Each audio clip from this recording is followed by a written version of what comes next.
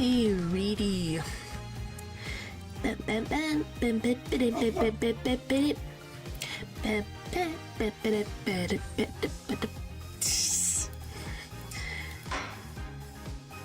Our body is found.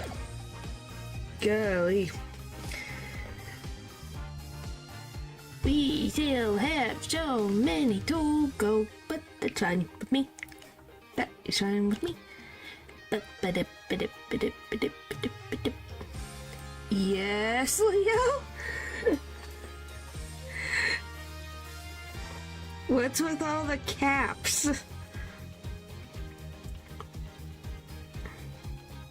Oh my eyes. Oh boy.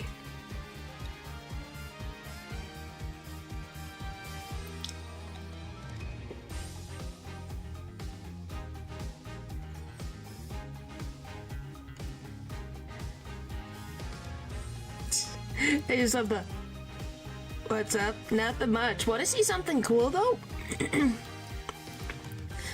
Cause I found something, cause you know how in like these other remakes they have like different clothing options?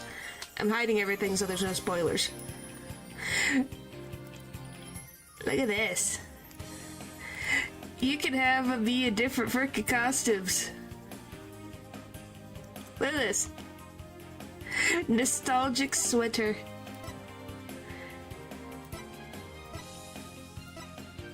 Old school suit. It's just the same except for he has it closed up and he doesn't have the little thing. It's Phoenix in a microwave. Yep.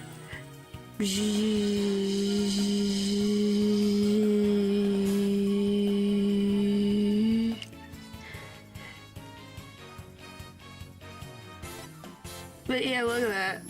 I guess when you're older you get this little bit of hair. I didn't even realize, but yeah. Yeah, remember Feeny? Then you got Apollo, and then you got Style and Streakless.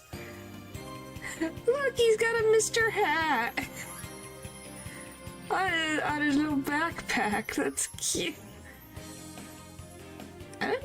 Maybe that would be something similar. It's zoomed out. What the frick? Hey, you do that for Phoenix.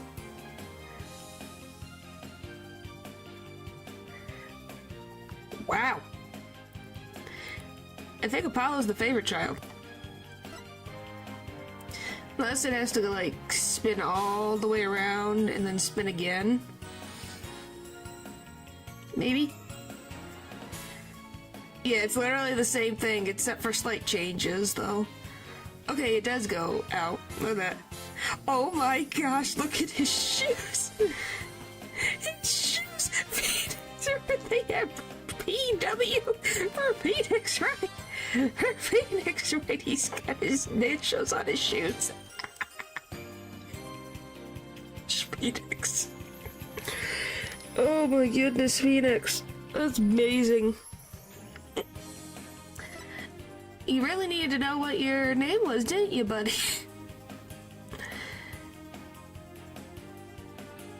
Yeah, they give him the full turn. It is amazing. I'm having too much fun with this. I shouldn't be, but I am.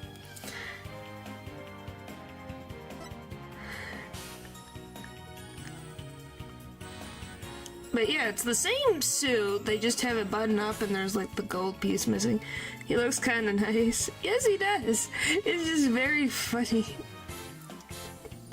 So yeah, nothing much has really changed. Like, he just now has it open now. And he's got his, locket. Peak male performance, yep. And then you have Athena. I'm covering up Athena's outfit. But you'll see in a sec. It's kind of... I think this is really cool. I didn't know this existed.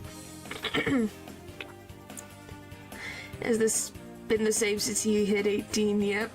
And look, you can see her cute little shoes.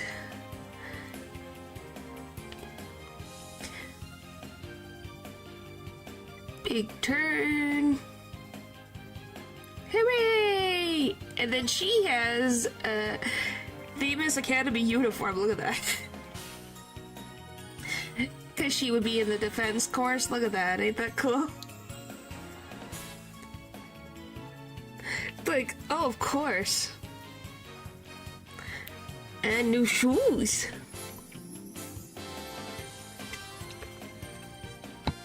Oh boy. Drank some tea and did not like it. Well, want me to... So there's another thing too.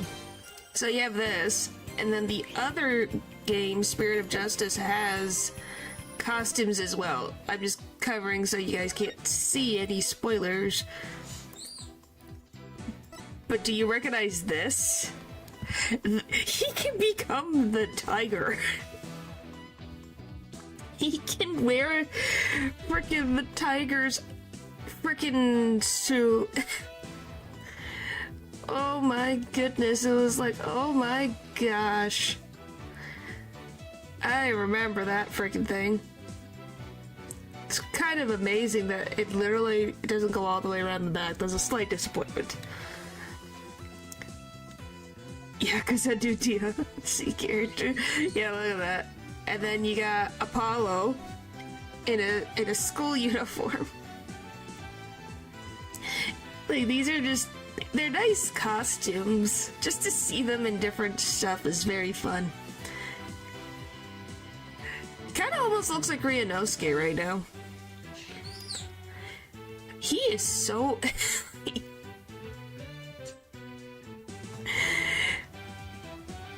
He's definitely something. And then you got... And I don't know if you remember Très Bien, where, you know, the tiger was. Look, it's the freaking Très Bien waitress uniform. Look at it. We get to see it in 3D. It's amazing. In which it fits under the book. They wore heels in the uniform. I don't think I even knew that. So yeah. They have outfits. She can take my order any day. So yeah, that's only for Spirit of Justice, and then the other ones you saw was only for Dual Destinies. The heels seem a bit too much. Yeah. Oh, hang on. I kind of want to just put Athena in this freaking costume. Like, do you guys want me to put them all in the costumes? Have them all in the costumes for this case? I think this would be amazing.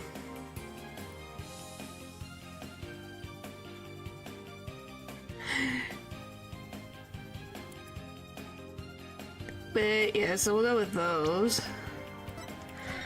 I wonder if they should show up as the 3D. I think this is the best thing they ever did with the remakes. And just things in general. Styling threads, playing the game in any one of the available costumes. Huge anime intro. Wow. Yep, that's what you get every time you can choose between the games. It's exactly like the mock trial. You're kidding, right? It can't really all be the same, can it? Yeah, we have a dead lady. What a mood changer. Yeah. Yeah, that's where we left off last time. October 24th, Themis Legal Academy, 3rd floor lecture hall. Oh, boy.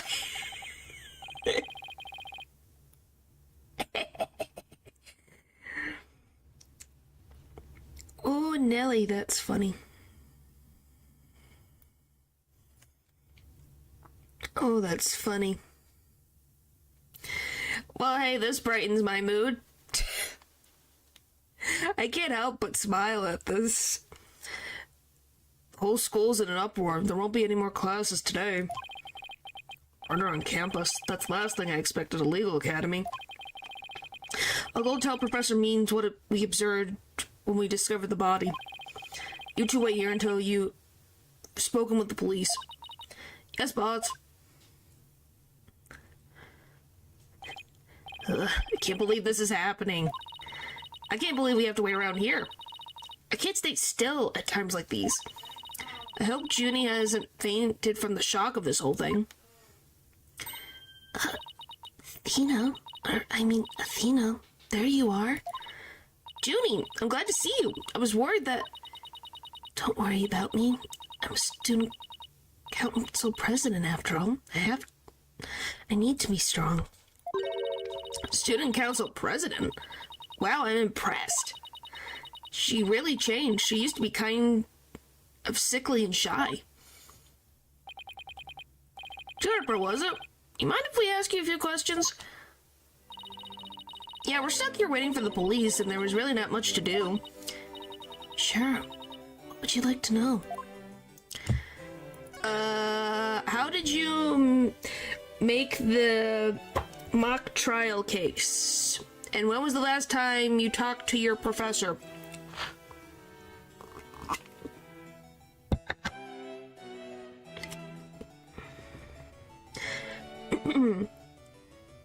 Jennifer Woods. I haven't seen you in ages, Junie. What's it been? 7 years or so? Yes, and I remember how you were always there for me, Athena. Maybe it's just me, but I wanted to ask why you seem so distant. Remember how you used to call me Athena? I liked it better that way. Felt like we were sisters, you know? Yes, but I'm student council president now. And as the student representative of Themis Legal Academy, I have to act properly. She was never this stiff and formal before. I know you wanted to be a judge, but I didn't expect this. It's such a prestigious school, and you're in the judge course to boot. Yes, and Professor Court had been in charge of it until, well, you know. All right, Professor Court was the professor in charge of Junie's course. Constance Court. What sort of teacher was Professor Court?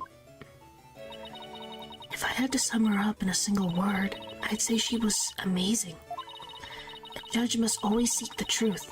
That was her mantra, and she used it in trying to fix what was wrong with our school. She was a beacon of hope in this dark age of the law. What does that mean? What does that mean? What was happening in the school? Was it the frickin' ends to justify the means situation? Golly. What's wrong with your school? What did you mean by that? Oh, nothing. Never mind. Am I imagining things, or did I just detect something in Junie's voice? Professor Court chose my script for the mock trial. Oh, you mean all of the students in the judge course had to submit a script, and yours was the one she selected? Wow, that's amazing, Junie. Oh, thank you. But now Professor Court is... Who would do such a thing? Just yesterday we were working together trying to get things ready. Excuse me. Oh, some things never change. Are you right, Junie? Maybe you should take it easy for a while. So she's still got that cough. Guess she's not as strong as she pretends to be. The mock trial. Why do you need a script in a showdown between a lawyer and a prosecutor? Well, we were simulating a trial, so we needed a script as a framework. All the details about the incident and the people involved are included in the script. We also prepared a crime scene, photos, a murder weapon, and other kinds of evidence.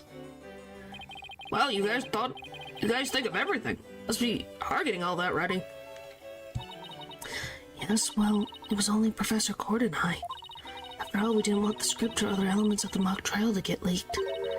We were the only ones in the entire school who knew all of the details. Oh no, that's not good.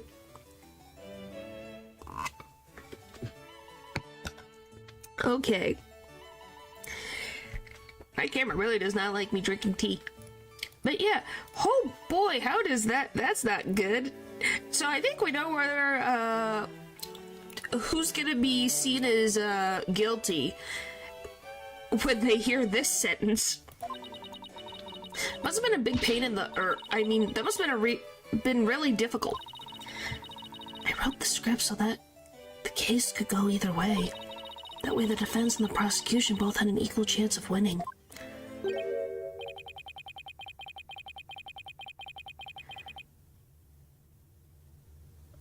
If you think that's all she's capable of, you got another thing coming. Huh? Who said that? Hello. Juniper's genius doesn't stop at her brilliant script. Yeah! Oh boy, it's you two. This is gonna be fun. This is gonna be so fun.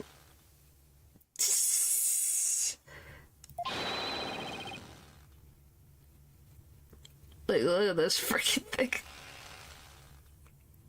thing. So yeah, be expected to deal with these two.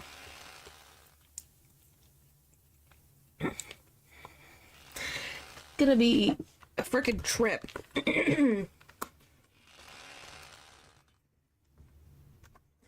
That's all I can say.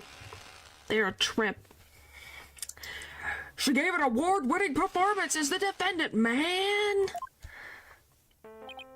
I think I found a rival to my cords of steel.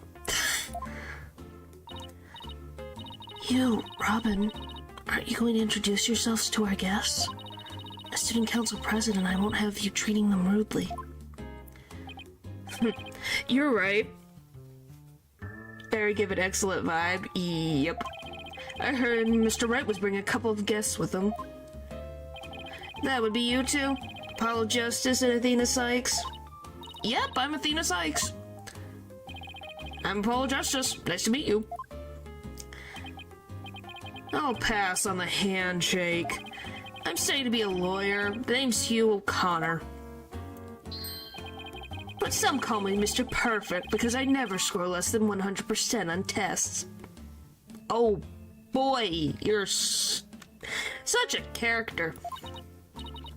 Most pretentious introduction ever. And what's with his hand? Is it glued to the inside of his pocket or what? Yeesh. Let me be the first to apologize for Hugh's totally rude introduction. Sorry! Now, here's my intro. I'm Robin Newman. Starting to be a prosecutor, like the really cool kind that nails the bad guys. No! Where's the sincerity? So he makes pottery too? And what's that bracelet-like contraption for? Junie sure has made some unusual friends. These two were the lawyer and prosecutor in today's mock trial. Even though I wrote the script, I also played the part of the defendant. Final act in horrid love triangle centered on campus she-devil Juniper Woods. Level-headed lawyer course genius and hot-blooded prosecutor course student will go head-to-head in a mock trial battle for the she-devil's black heart. Oh boy. Wait, these two are the guys who supposedly have a thing for Junie? Juniper, come on. Your role's way beyond just that. That's right! The mock trial's just the start. She's also the school festival's main event. Live on stage, Juniper Woods! And the crowd goes bananas. Woo! Oh boy. I'm supposed to sing at the school festival. All of the other girls were too embarrassed to try out, so... My Junie singing on stage in front of people? Wow, she really has changed. Your performance. I was responsible for making everyone's stage costumes. Oh my gosh, it's frickin' Lamarar's outfit.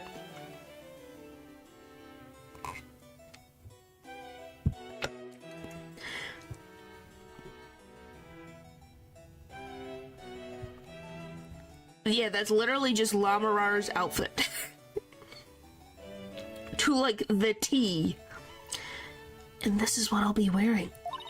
That's amazing, Junie, but then again, you were always good at that kind of thing. These constellations in particular are really something. Oh, thank you. One of my favorite things to do is look up at the stars in the middle of the forest. Oh, so you're a fan of the night sky then? Well, Paul, I didn't know you were such a romantic. It's not like that. I have this friend, he and I go way back. He got me really interested in space.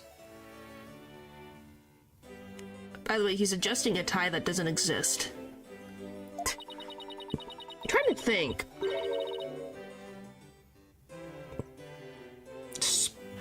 I don't know if I know that friend.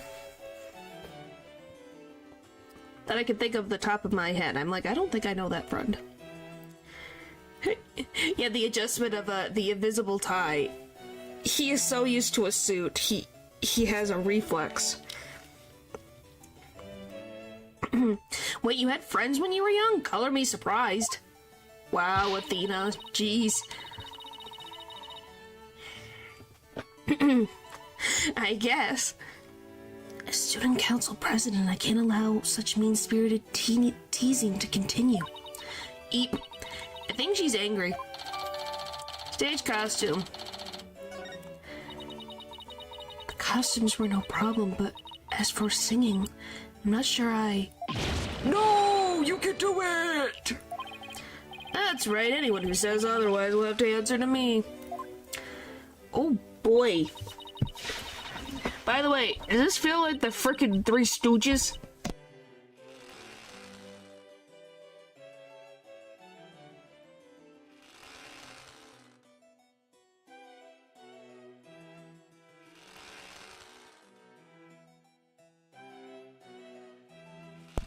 Holy moly. Yeah, this camera's being really picky today.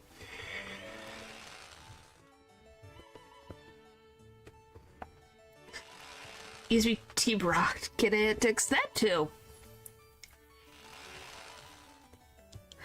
It's like a chivalrous love triangle. A damsel in distress and two knights in shining armor. Is that how that you see this? I see a student council president who does a lot of stuff.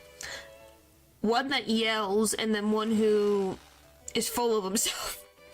If this is your knights in shining armor, I think you should run. Maybe that famous Herald article wasn't too far from the truth. Speaking of the latest news, I wonder how the mock trial turned out. So who won? So how did the mock trial end?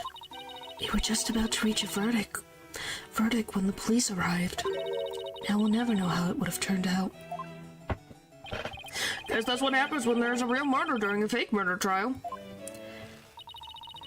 And right before the verdict? Talk about bad timing. I was this close, man! I bet I would've won! But I bet the defense wasn't doing too badly either, right? Zen in the art of mastering the bar exam. Civil law, corporate law, criminal law. That book cannot be that freaking tiny. I do not believe it is that tiny to freaking master the bar exam. It being this tiny, I refuse to believe it is that freaking tiny. Especially when you have civil, corporate, and criminal law. This book. The book should be bigger than the dictionary. We'll settle this some other time, I assure you. I will win when the time comes. Maybe TLDR book? Maybe? Because you agree there's no way this book is this tiny. There's no way it's this tiny of a freaking book. For something like this. There's no way. There's too many laws. There's too many. There's too many. But it also seems to have infinite pages. Yeah, I guess so. Alright, I gotta take a quick... So that just fixed the problem. I just gotta take a quick break, so I'll be back in just a second. I guess you guys get to stare at Robin Newman doing the Super Saiyan pose for just a few minutes, so I'll be back.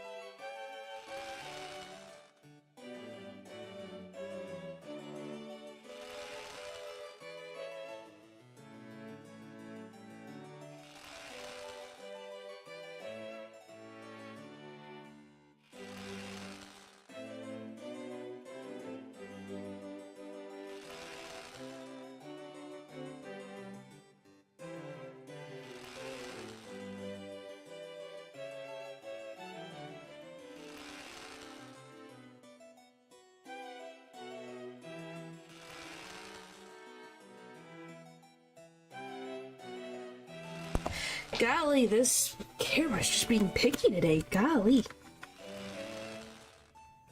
Just really likes to... like, maybe I need to adjust it or something.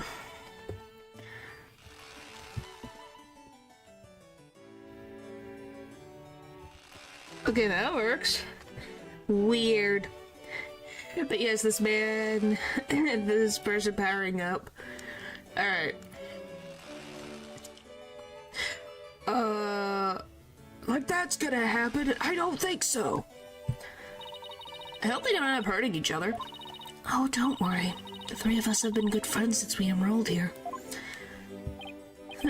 We even have proof of our friendship. Proof? Like physical evidence proof? Yes, we're studying for a career in law, and in the legal world, evidence is everything. Yeah, and as long as our friendship lasts, you can bet we'll carry them around. The famed Themis Legal Academy ingenuity at work.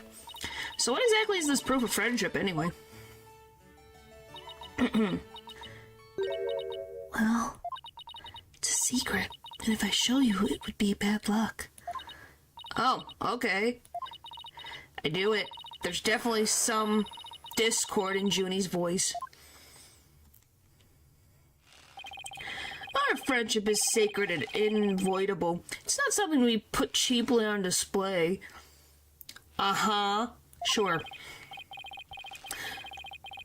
Hello. Hi, Natural. We found your kindred spirit. Right here. Proof? We don't need no sticking proof. Us three are friends forever!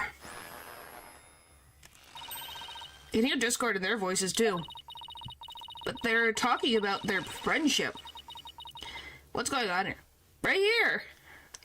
Robin! Right here! The one in red! Can't you see me, mouse? This one!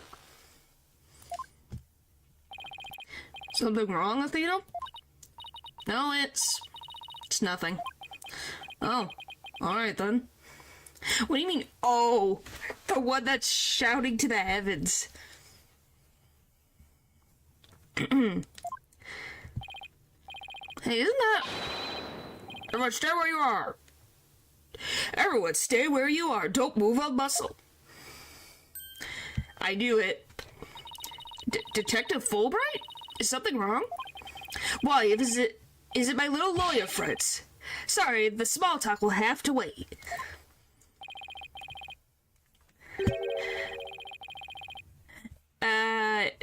In some instances, yes. In other instances, no. But I can see you having that amount of determination. Genuinely. Thank you. Juniper Woods, you are under arrest for the murder of Constance Court. I'm what? Wait a second, what's going on here? Why are you arresting Junie? Please, Detective Fulbright, we're involved in this case too. Aha! So you're the lawyers the dispatch said were first on scene. I can't tell you everything, but I will say this. There are two major reasons for her arrest. Number one, the suspect led somebody to where the body was. I didn't... And number two, the crime scene is exactly how the suspect portrayed it in her script. But you can't arrest her on just those grounds. True, but there's more. However, Prosecutor Blackwell specifically told me to say no more than that. So Blackwell's the prosecuting attorney on this one too. Detective Fulbright, we found this in the suspect's pocket. Oh boy! You'd be here. Oh boy, now that's just funny. So wow, I did hit the nail on the head. That's funny.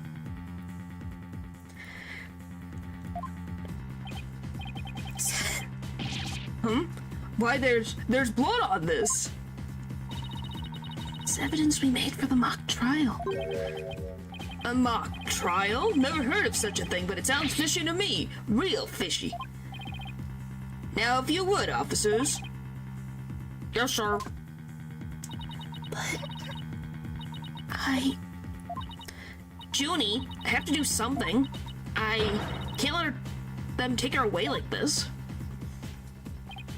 Now, if you excuse me, I have work to do. You didn't even do injustice we trust. Hold it! Hold it! I refuse to believe that she's the killer! Junie! I've decided. I'm going to defend you. I'll fight with everything I've got.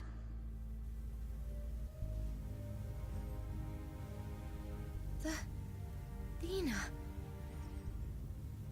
Aww. Junie, it's good to hear you say that name again.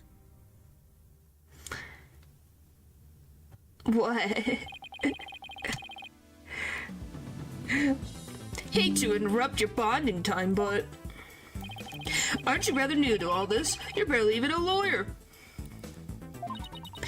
Well, I don't have much experience, and I may need Apollo and Mr. Wright's help at times. But nobody believes in Junie as much as I do.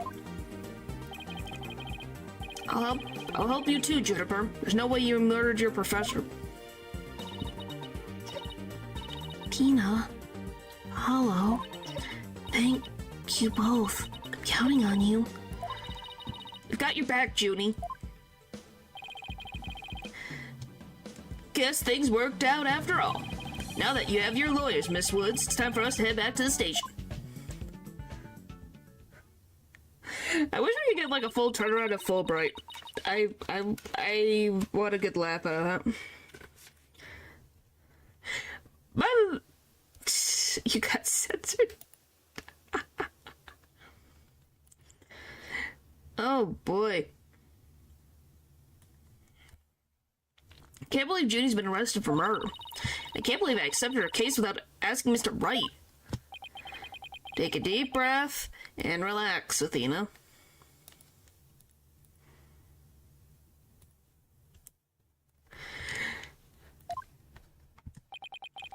I'm here to help with whatever you need, so let's get right on the case. Right. Huh. I wouldn't have this case left in the hands of ranked amateurs. If anyone's gonna solve this case, it'll be me. Time to investigate. Oh boy. Why that smug little... He hasn't even finished law school. Hero! That was totally rude! And you're not the only one on the case, man. I'm in too, big time. Juniper Woods, I'm gonna save you!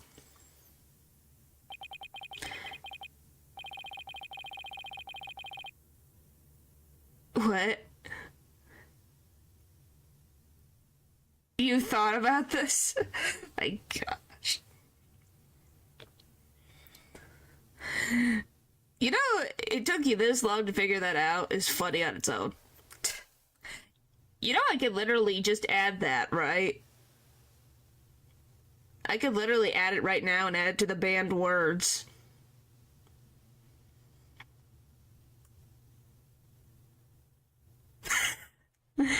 Well, then don't frickin' push it. That's all I have to say is don't push it. Now that these two are gone, let's get back to what I was talking about in front of the stage. About the mock trial, that is. Oh, right. You said the victim's location, position, and so on were just in the script. Exactly, but without the script or any props, it's kind of hard to explain.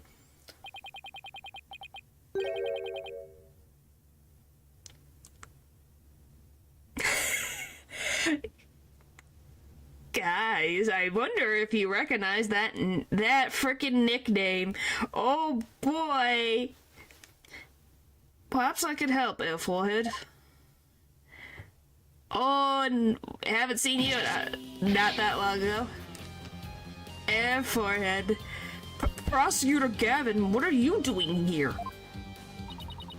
You two seem to know each other. Is someone going to introduce me? Well, I do believe we have a fresh face here. Greetings, Fräulein. I'm Clavia Gavin. Some people know me as a prosecutor, but I'm most famous for my former rock band. We were quite popular, you know, but regrettably the band went kaput. Perhaps you've heard of us, the Gaviniers. I was the lead vocalist. Never heard of your band. Then again, I was out of the country totally recently. I didn't even realize he has like a freaking opening in his shirt. But can I get your autograph? You just met him like 3 seconds ago and you want his autograph? No, I did not notice that he had that missing. I had no, I think because I've only seen him typically from like the chest up. Because that's where you would see him normally. And even then, it was typically, I think, it cut off right here in the games usually. Forgive me, Fräulein, but I'm retired from the show music biz. But I'd be happy to offer my autograph as a rockstar prosecutor, Clavia Gavin. Oh, okay, that one then. She's a lively one, for it? Didn't know she was your type. She's the newest member of Write Anything Agency, that is all. Nice to meet you, I'm Athena Sykes. Pleasure to meet you too, Athena Sykes. Now that the intros are out of the way, I'm sure you have some questions for me, Jaya Forehead? Were you the prosecutor that was going to was gonna give, like, lessons? Why are you here? So what are you doing here, Prosecutor Gavin? I'm here for the same reason as your boss, to give a lecture and a training seminar. So he's the famous prosecutor they invited. And I have another crucial role to play. The Gaviniers are getting back together for a one-time special performance. Wow, they're getting back together? Is Darian involved? I hope not. Even though you guys disbanded? Which was a shame, by the way. Really. Shaw, I know how much you adored our music here, Forehead. Yeah, he adored the music. Didn't lose his mind at all. Anyway, I studied abroad in Germany to get my badge early, but I did graduate from here. Wait, so that performance Junie mentioned. I see you've already heard about that. One student representative was selected to sing with us on stage. Oh! And the stage was supposed to look like this tomorrow. It's Phoenix! It's Phoenix! And Clavier, look at that. That's pretty cool. I bet that's pretty freaking cool.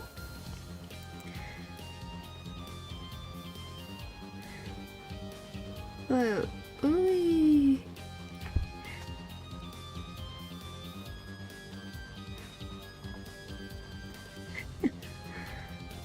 Yeah, that's actually pretty insane. Yeah, it does look like that. Yeah, that's pretty cool. Two big banners and a pair of wicked statues. This is just an illustration, but it's not half bad. Wicked statues? Wait, are those supposed to be you and Mr. Wright? Bingo, Fräulein. And they were so big and magnificent too. What a terrible waste. But the worst of this whole thing is, my long-awaited reunion with my mentor never came to pass. You had Constant Court as your mentor? Hello, Eldridge. Not my... well, I think you're the one that brings up the moments.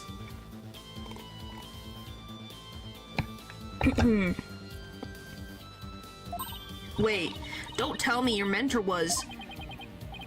Professor Court. She was the one who taught me how to think about the law. Constant Court.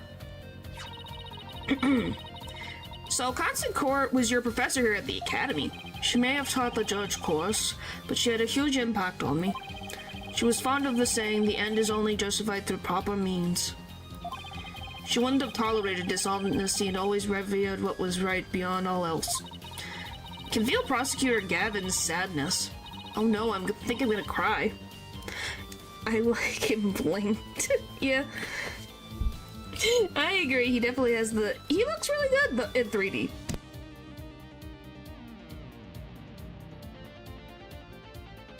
Kinda curious how Kristoff would look in 3D.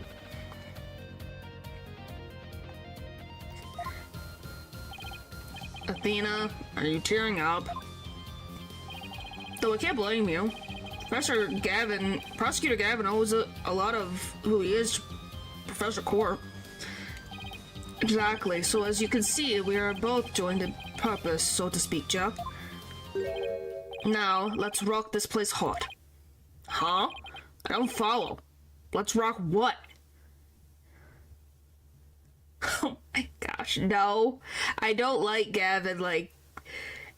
Long hair is not the only thing that I find attractive. His personality kinda sucks.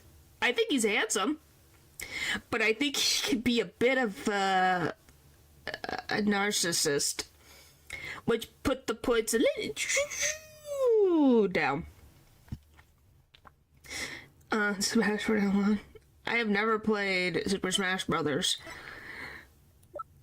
but yes, I probably would play Jigglypuff because that sounds like fun. What do you mean? N wasn't a narcissist. There's a very freaking big difference. How old is he now? 25? Oh, so he's only 2 years older than Apollo.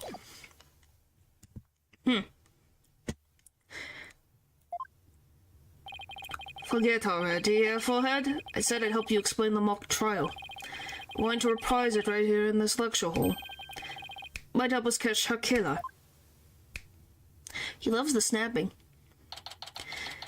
Okay, October 24th, Themis Legal Academy. 3rd floor lecture hall. Mock trial reenactment. All rise. Right, the stage is ready. And you, Forehead, ready to rock? No, the defense is not ready to rock. You saw the actual mock trial earlier, right? Just relax, you'll do fine. Besides, We have the script right here. Judy's masterpiece? The one everyone's been talking about? Ja, and the only one in existence. I borrowed it, if you will. Now, Fräulein, we'll need you to play the part of defendant and judge as per the script. Okay, got it. I'll only read the case line outline so far. Why is she in high school outfit? Because I changed the frickin',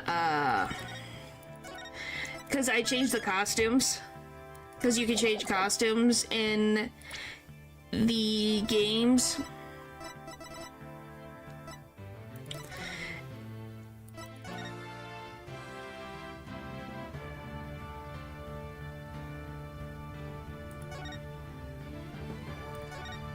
Sure, we'll save again, I guess.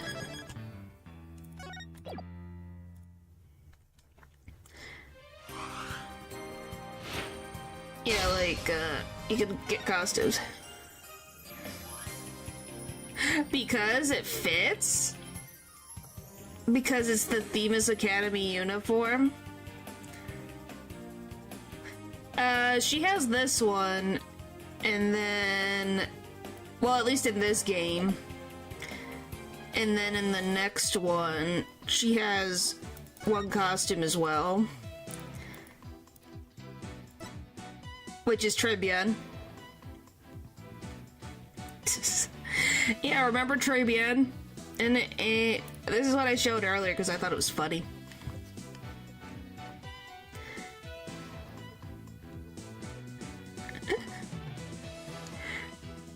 But yeah, she's got the Tribune of it. My gosh, the maid uniform. But yeah, then you also have the tiger, which I thought was funny. Because we all remember the tiger. But yeah, that's in the spirit of justice. Whoa. He looks good in it. Like I said, well, I just wanted to put the costumes on for this chapter. And then the next chapter, I'll put them back to their regular outfits. And then we'll probably wear those outfits when we get to Spirit of Justice for one of them.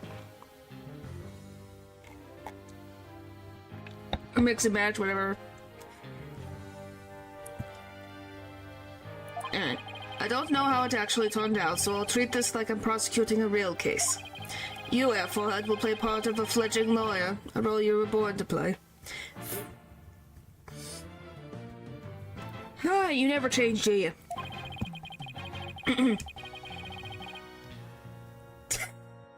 I think that's just because you like maid outfits, I think. Natural. All the evidence is also here with us. We have everything we need to reprise the mock trial.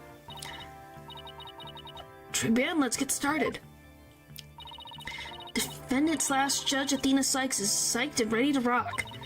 Court is now in session for a reenactment of the mock trial. Or what I like to call the mock trial. Ja, double mockery perhaps, but the trial is still a trial. Tongue, baby, it holds no battles. Let's rock.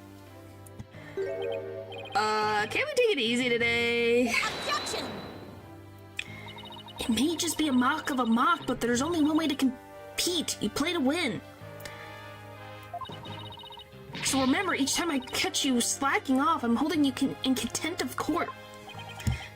Oh, by the way, if you didn't know, he has like a little, he has a little, backpack chain of Mr. Hat on his backpack. It's cute. That's the point. We're not supposed to take them seriously in these outfits. Great, a judge that voices her own objections and abuses her judicial powers. Generic from a generic rom-com. Well, yeah, it's because of the one pigtail. Well, usually Sundares are twin tails. Summary of the facts. Now then, Prosecutor Gavin, your opening statement, if you please. You got it, Fräulein George. Our case is set at a school very much like this one. The victim, a professor, female. The defendant, an archery club member, also female. Oh me, oh my, I'm innocent. Innocent, I tell you. That's some seriously bad acting for me. Anyways, the victim's body was discovered in the middle of the quad.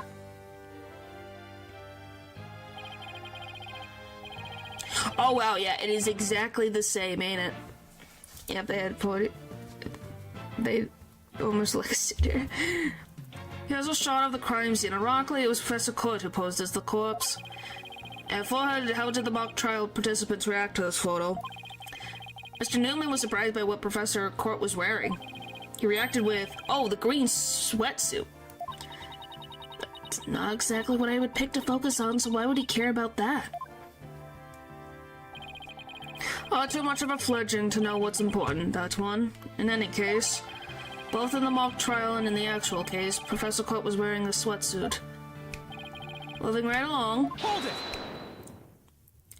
Hey, wait a sec.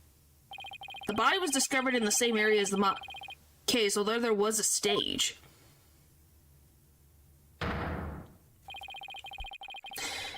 So this would practice for a play. Plus, the murder weapon and arrow and the lack of blood are also the same. That's right, and therein the significance of this mock trial. So let's keep rocking it hard, just like that. Summer defense's argument. Well, the difference is that her hands are above her head, though. I know that she's holding the arrow for the fake photo, but the fact of the matter is that her hands are tied up is very interesting. Before the crime occurred, the defendant was to meet with the victim in the quad. Let's see here. When I arrived at our meeting place, I found the professor with an arrow in her stomach. But it wasn't me, I didn't kill her. She got uncomfortable and moved it. What, her arms that were bound above her head? You don't have to ham it up like that, Athena. Did with the mock fruit? I have no idea. I didn't even know there was a mock fruit. Or something called that. It's called getting into character. Forehead, don't be such a wet blanket. Right, let's see. Oh yeah, then Hugh said, a frail Cole used her bare hands to stab her professor with an arrow? I don't think so. Are you comfortable? Oh boy. At the scene of the murder, a male student was seen holding a bow in the archery club room, which had a clear view of the quad. He shot the arrow into the victim before my client even got there. Wait. I have no need for the trial to continue. Well, how do you know she was taking a nap? 9-9 there, forehead. That trained swagger does not suit you in the least. Order! Especially you, Mr. Justice. Me? But I was just trying to get into it like Mr. Euro Rocker said. Prosecution's rebuttal. Case dismissed. So the victim was shot from the archery club room before the meeting even took place. Hence the defendant could be the killer. Oh my goodness. Hence the defendant could not be the killer. That seems to be the defense's assertion. Prosecutor Gavin, do you have any objections? The autopsy report notes that the edges of the victim's wound were unusually ragged. Could such physical trauma possibly result from an arrow shot from a bow? 9. I believe the victim was impaled with the arrow by hand post-mortem. Short, the real murder weapon was not the arrow at all. When Robin was the prosecutor, he had a tough time determining the real murder weapon. Well, he was just a student, a warm-up act, while I'm the real deal. The headliner, so to speak. The true murder weapon was most likely the awl that was left in the lunchroom. An awl? What's that? An awl, you say? What might that be?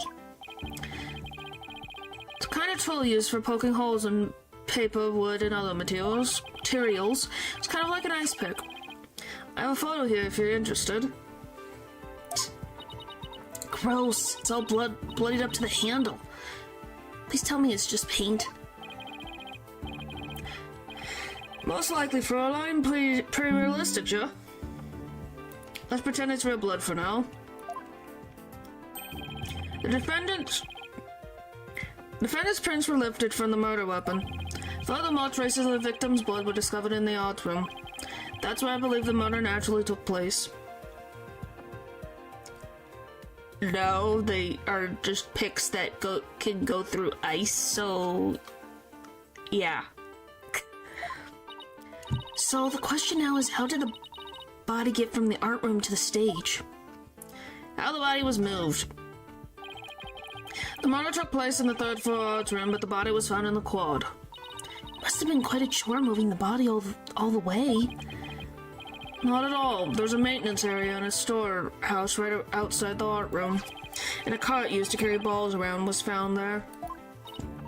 Oh, I think I've seen one of those before. That's a pretty big one. A jumbo jar, big enough to fit a person or a body in it. The defendant dropped the body from the art room window and then moved it with the cart. So they just plopped the body onto the... How far... is the art room window on the 1st floor? Yes, we have. We've already seen Trucy. At the beginning. Or, no, we saw our last trial. I don't think we saw this trial. I don't think. Okay, it's on the 3rd... So the murderer took the professor's body, dropped her from the 3rd floor window to the floor. So wouldn't there be blood? Why the frick is there no blood? They freaking just put her in a cart and wheeled her along. That's how a high school girl could easily move a body all by herself. You don't say! She just built differently. Objection! Oh my gosh. A body dropped from 3 stories up would show signs of blunt force trauma. Objection! Excuse me? That doesn't sound like Clavier. That may be true, bud. You fail to account for the large high jump mat in the storeroom. Huh? So, wait. They murder the professor. They go down to the 1st floor, pull out a high jump mat, put it outside where they could see it, go back up to the 3rd floor, pick up the body, throw it out, lands on the mat, then grab the cart and then wheel her away? I guess. Body dropped onto such a mat, which showed no signs of blunt force trauma. Yikes. It's almost scary how similar this whole case is to the mock trial proceedings.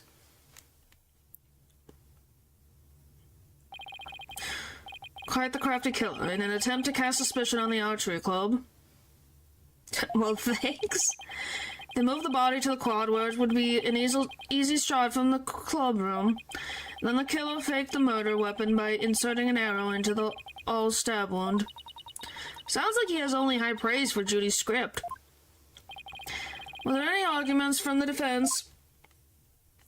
Technically, maybe, I don't know. Nope, it seemed like the teacher who was playing the judge was satisfied too. Time for the finale then. Your verdict, if you please, Fräulein Judge. Huh? Oh, right, that's me. Very well, this court finds the defendant, Juniper Woods. Wait a second. Even if this is just a mock trial of a mock trial, I don't want to declare Judy guilty. Yeah, perhaps that's not such a good idea. Let's end our mock trial here.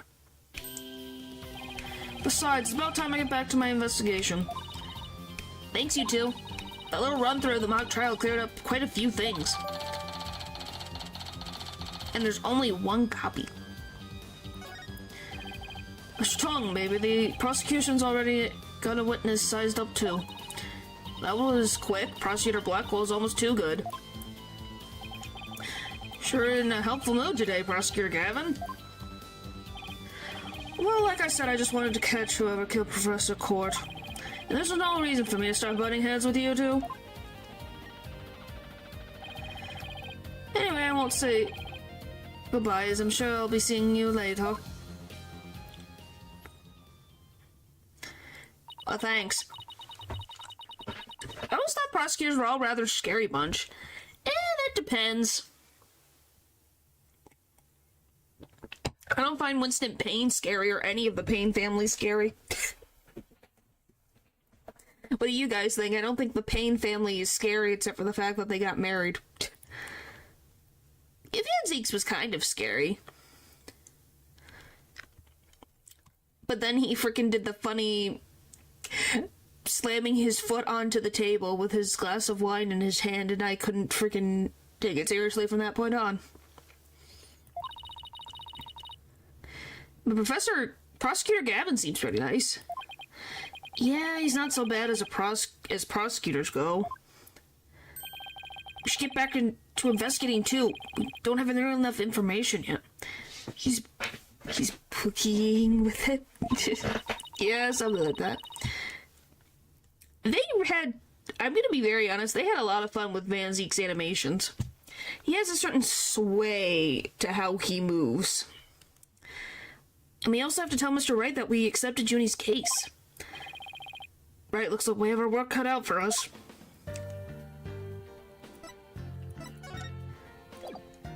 Hey, where should we go? Eeny, meeny, miny, moe, get you down.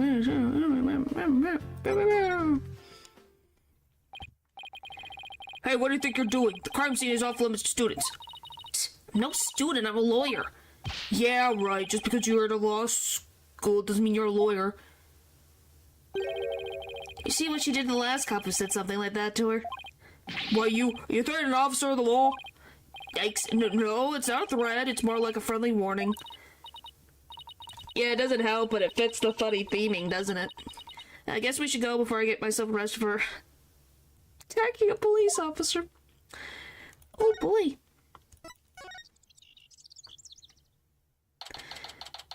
October 24th, Themis Legal Academy, first floor hallway. Ah, Mr. Wright. Oh yeah, by the way, I put him in this beautiful outfit. Did you know his shoes have, one shoe has a P and the other one has a W for Phoenix Wright? This outfit gets better. Sorry, I hit my button. I said this outfit gets better by the minute. I didn't know that his shoes had that till today. I've been amazed. It was just like, oh my gosh, it's amazing. It's amazing. Heard they arrested your friend Juniper. Yeah, Detective Fulbright just took her in. I refuse to believe that one of our students is capable of murder. We must prove her innocence by any means necessary, the ends justify the means. What do you mean, the ends justify the means? Why do you need to do that? I, Professor Means, always mean what I say, and mean what I say by all means. Here at our esteemed academy, we train our students to produce meaningful results. You believe in Juniper's innocence, do you not? Of course I do. Junie would never hurt a fly. Ugh. Precisely, we have justice on our side. The only other thing we need are results. It is the height of folly to endanger our client by failing to pursue all means possible. When I mean, yeah, that's definitely something. I think a lot of people could learn from you, Eldridge. I'm not sure I want to prove. Excuse me. I'm sure I want to prove her innocence, but I don't like the sound of that ends justify the means part. Well, you're still young and idealistic. It's no wonder you fail to see the wisdom therein. There is but one thing to do now. I must personally take up Jennifer's defense. You're gonna take her case, Professor Means? Maybe a professor, but I am still licensed to practice law. In fact, I have even battled Professor Corden, in court. No kidding, so you guys were rivals or something? No, nothing of the sort. She was an esteemed colleague at the academy and in court. You see, both Professor Court and I graduated from this academy at the top of our class. Wow, I bet they both used to really bring it. Now, if you excuse me, I had best go discuss the case with Juniper. Professor Means, please wait. I didn't want to say anything, but Apollo and I already agreed to take her case. True, Juniper's counting on us to prove her innocence. Really now, you two? When were you planning on telling me? Sorry, boss, I know we should have asked first, but... Relax, your friend was just hauled away in front of your eyes. Sometimes you just have to make snap decisions. I think you made the right one. Phoenix and Miles before Phoenix and Miles. Yeah. Oh, wonderful. Very well, Athena Sykes. Let me ask you just one thing.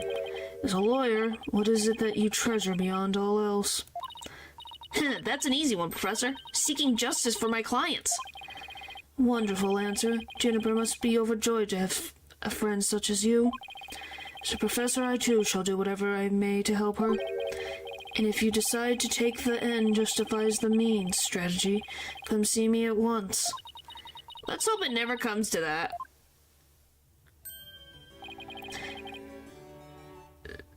From those two, I actually think...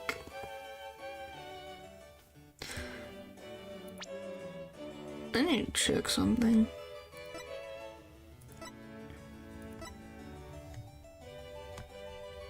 Like, I think the crush that Juniper has on Apollo is cute. I don't know if what I think of them as a couple.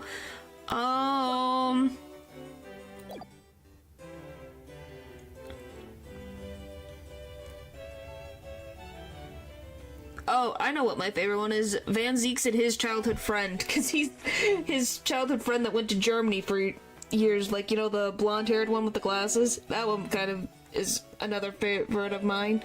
I like that one. Because he's the only one that makes him smile. It's cute. Hey, what's wrong? I think you guys agree.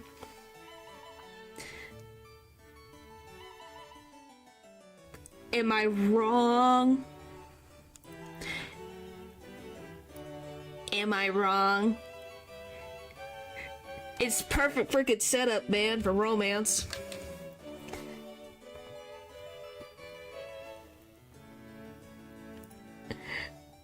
It's like, what else am I supposed to...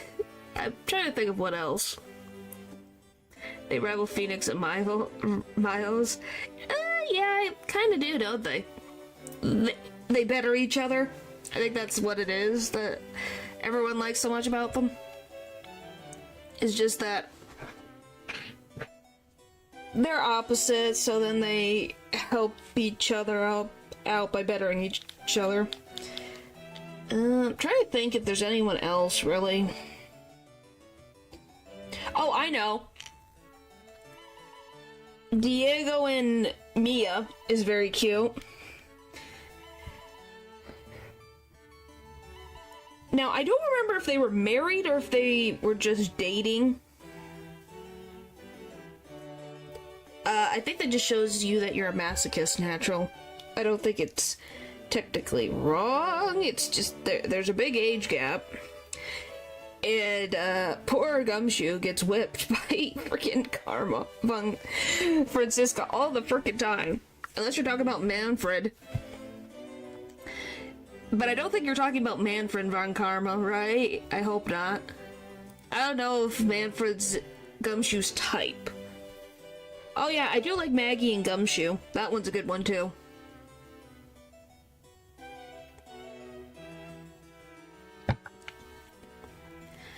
Now, if you excuse me.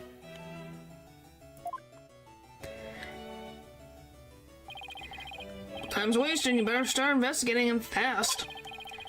First, how about I tell you everything I know so far? Pretty sure me and Diego were dating. I was like, I couldn't tell if they were just because I'm like, I don't think they were married. To my knowledge, I don't think they were married.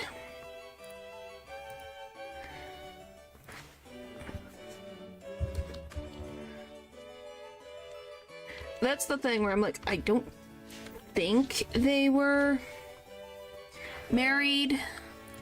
Let me just double check.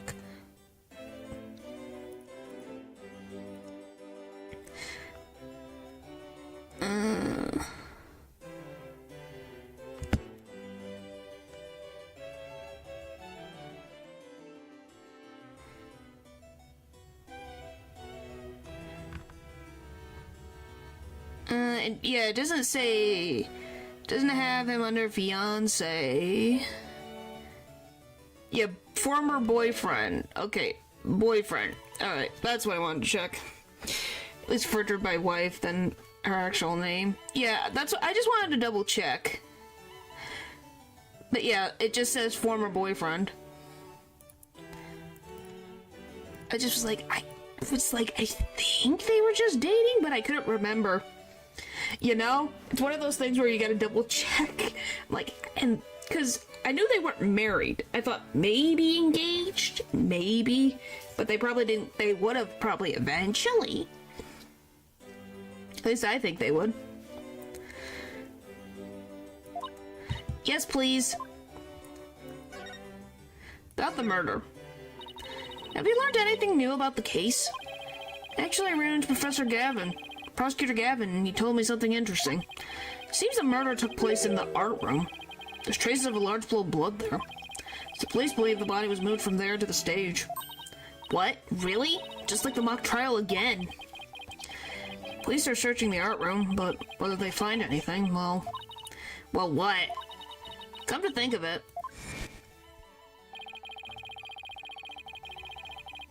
Let's do our own crime scene investigation before it gets too crowded here. Are we even allowed to do that? It's no big deal as long as we leave it exactly like we found it. Plus, no, never mind. Yes, natural. Now, where was I again? There's really no need to talk about it. Right here, right now. I want you to find out for yourselves. Remember about the academy. So were you shocked by your conversation with Professor Means? Oh, I guess so. Actually, that was pretty shocking. The dark age of the law. Sure, you've heard those words before. Glasses on her head. The one with the lab coat. It'll come to me. I know who you're talking about. Oh my gosh, what's her name? Oh my gosh, what is her name? That's gonna drive me nuts. I could see her face. And she likes snackoos. What the frick is her name? Emma. Emma Sky. I got it. It took me a second. It's Emma Sky. That's who it is. Emma Sky. Her name's Emma Sky. E-M-A for Emma, and then S-K-Y-E. Sky. I got it. Yeah, I love that the snackoo thing is something that is stuck in my head this entire frickin' time. Yeah, Apollo. It's one M, not two, but yes. Because she likes to be special. She has one M for Emma. Sure, a number of times. Prosecutors file false charges and lawyers fight back by fabricating evidence. There's a lot of that going around these days. It's true. She spells it, like, literally. It's like this.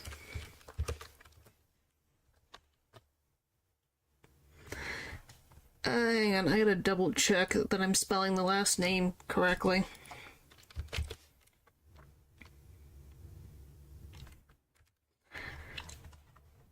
Good thing I can just check associates.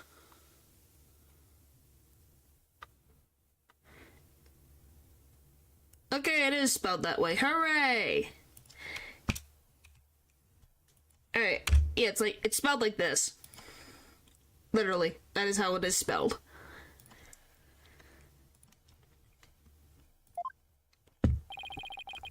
But the question is, how is it related to the case at hand? Training students produce results. That is the school's policy.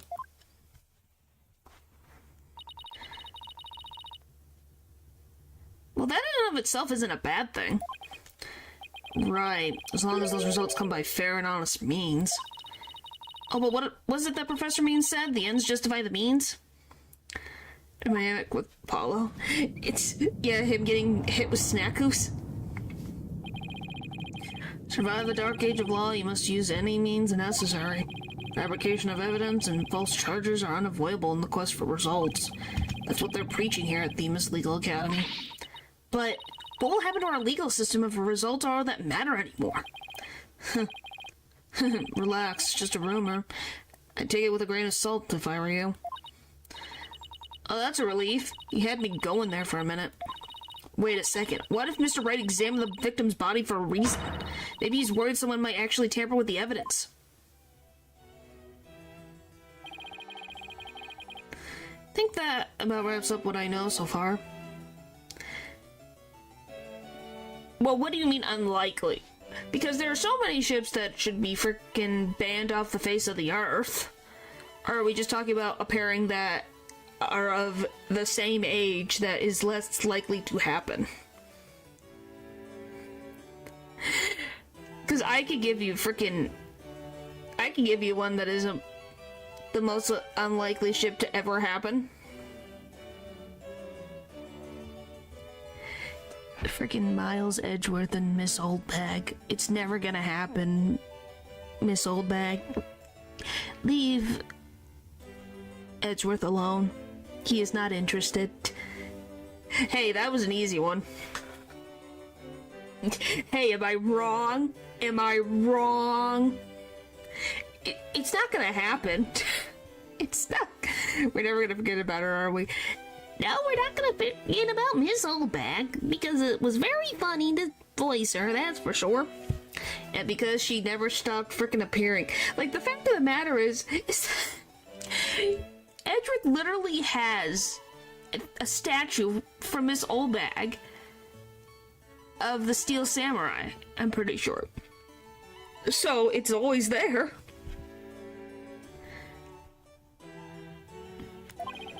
The fact is, this case closer resembles Miss Woods' script is obviously important.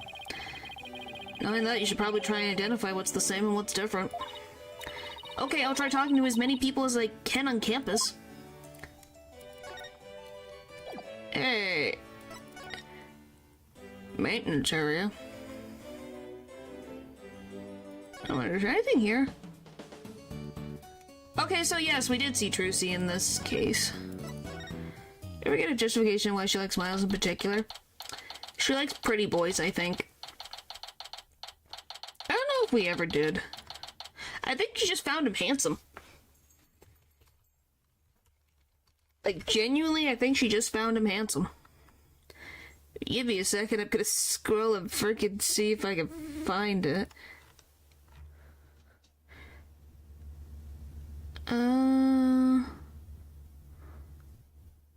Does it have her in here?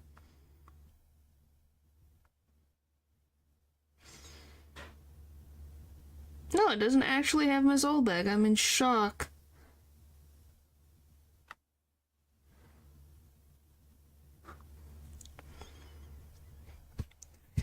Well, moving back is already taken by Phoenix. Me. What? And who are you talking about? Where the frick there he is?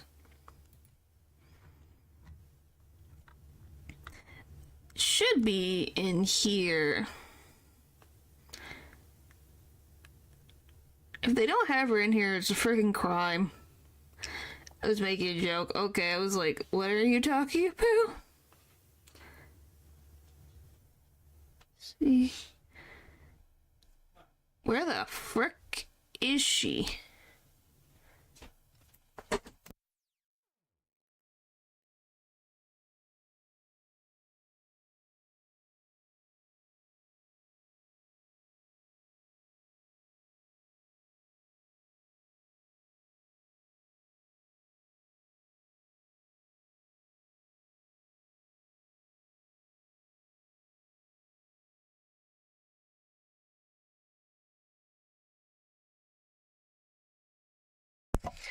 Well, I would love to play it. It's just I don't have a Switch 2.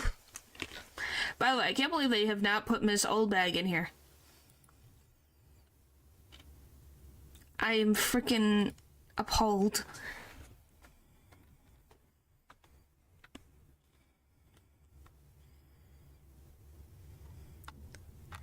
I can't believe this.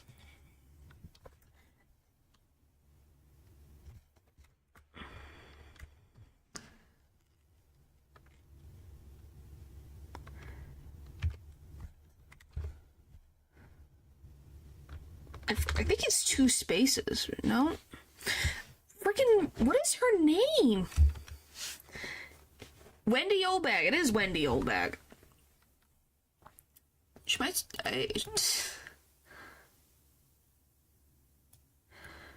Well, she's still alive.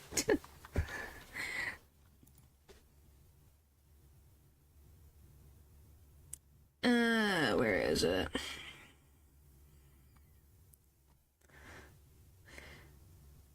But yeah, it says Whippersnapper and Crush.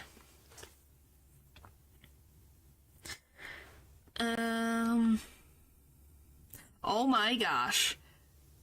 Little is known about Oldbag before she worked at Global Studios. However, she revealed during one of her frequent nostalgic rambles as a child, the other children would make fun of her because of her surname. This included the captain of a chess club in junior high whom she had a crush on. What? Oldbag?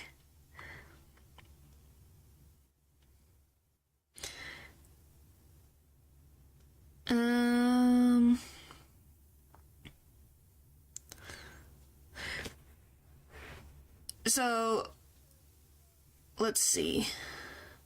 Phoenix Wright took on Powers' case. He and Oldbag soon met for the first time, and she asserted her belief that Powers was guilty. She later called a witness and immediately became smitten.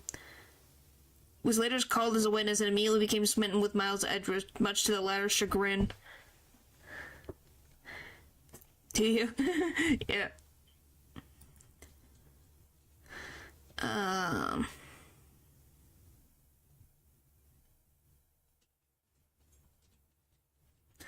Oh, after the trial, Global Studios eventually cut its security staff and Oldbag was fired. She offered to become Edward's bodyguard, but he turned her down. Despite this rejection, Oldbag's dedication to her edgy poo did not falter. A bouquet of flowers and a steel samurai statue could be seen in Edward's office during Wright's investigation into the murder of Bruce Goodman. Examining of these objects revealed both have notes signed by a Wendy.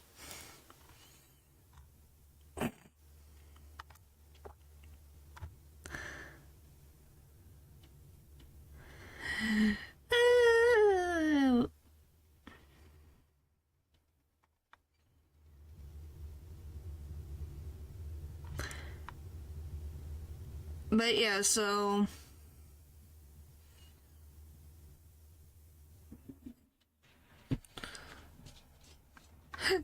yeah. Oh my gosh. Her frickin' names in different languages, that's funny. She's literally called Oba. Literally, for Oba-san. Oh, that's funny. French literally has her named of the equivalent called hag or crone. That's beautiful. And then Latin American Spanish has Venus. Or Vestia. Oh. Freaking ancient beauty. That's amazing. Yeah, everyone used the term hag or old. They even have a Brazilian Portuguese. Huh. That's interesting. Well, yes, the Payne fam. You have to remember, actually, Winston Payne has a daughter. He's talked about his daughter before. That's the funny part. Is that he has a daughter. Maintenance area.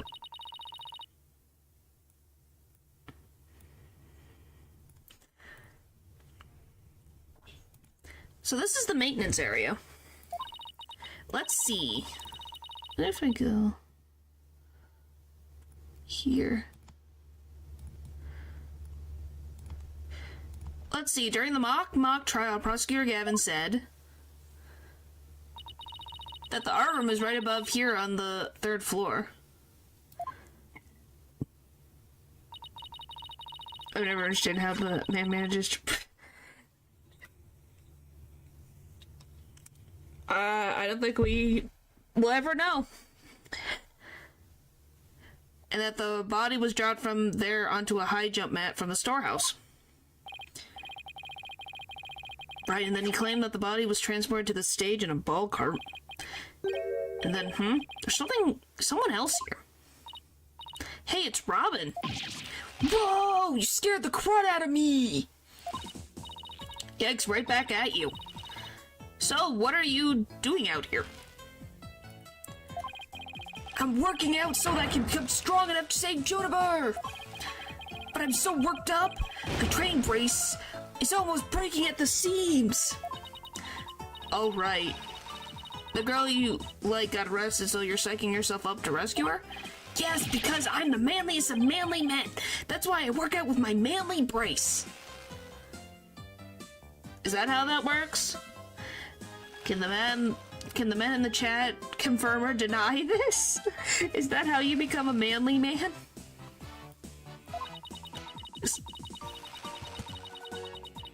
You see it? See what? What I meant? Except that I hear some discord in the manliest of men's voice of yours. I don't mean to be rude, but you can't talk without shouting. Yeah. Oh my God. Sorry, I try not to shout so much if it's at all possible, that is. Which is not at all possible by the sound of it. So do you mind if I ask you some questions as Junie's lawyer? No problem, ask away. Keep them coming, man. Ouch. My ears ache already. Robin Newman. Robin, could you tell me a little more about yourself? You want to know about me? I'm a second-rate member of the Fine Arts Club. You can choose how you wish to answer it, funny or actually. I know this isn't true. This is not typical. I know that some men think that way, but you know. I just like to be funny.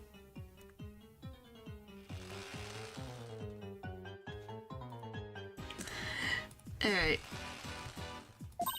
The Fine Arts Club? Looks like broken pottery or plaster. Maybe this is the source of the noise we heard. There were supposed to be 2 statues on the stage. Seem to recall hearing that a code from the Fine Art Club had made them. Oh, did you make them, Robin? 2 big banners and a pair of wicked statues. This is just an illustration, but it's not half bad. No, that's not how you become manly. Yeah, I'm gonna be like, if you want to, like, the act of trying to build muscle, okay. Yeah, I can see that as manly, but just like the brace itself is like... The brace itself does not make you manly, technically. Bingo, Fräulein, and they were so big and magnificent too. What a terrible waste. Say, did you create those stage statues by any chance? You bet I did. Both of them. Put my blood, sweat, and tears into those things, man. Just get a wife. I think you mean a partner. I think you mean a partner, Natural. If that's how that works.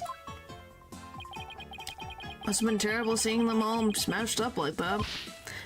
Nah, I couldn't face Professor Court if I let something like that get me down. What do you mean? Professor Court was the Fine Arts Club advisor. She was all about truth and beauty, man. She always said the only good result is the truth. And only lawyers who seek the truth through legitimate means produce worthwhile results. Yes, I'm totally on your guys' side. She must have been an incredible woman. No, No, no wife. What do you mean wife? What do you mean? I think manliness is not tied to who you're with. Yeesh, and you call me loud when I practice my chords of steel. About the murder. Ah, man, why did I have to take the prosecutor course? I mean, how am I supposed to save Juniper if I'm studying to be a prosecutor? Natra, I think you're just freaking... Now you're just being funny, aren't you? I feel like you're being funny. Don't worry, I'll clear Junie's name, you'll see. 3 of us had a dream. We swore we'd make it happen together. Prosecutor, lawyer, judge, the 3 of us would hold up fair and honest trials. Dark age of law, ha! We're gonna put a nail in its coffin, man!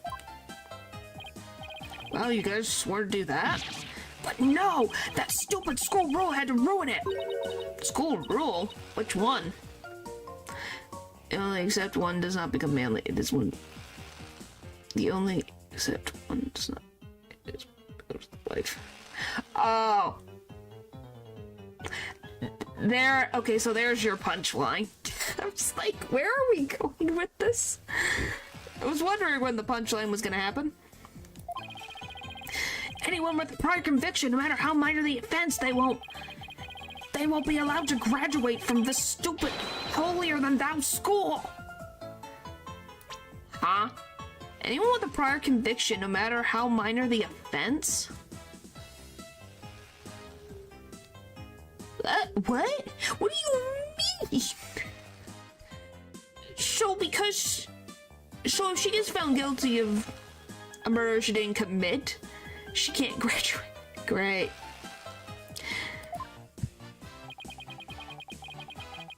By the way, what the frick happened to this wall?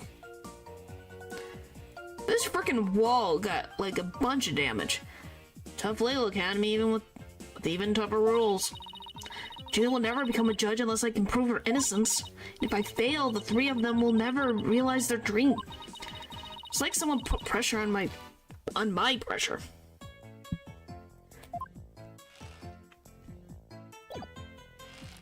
Do I have anything?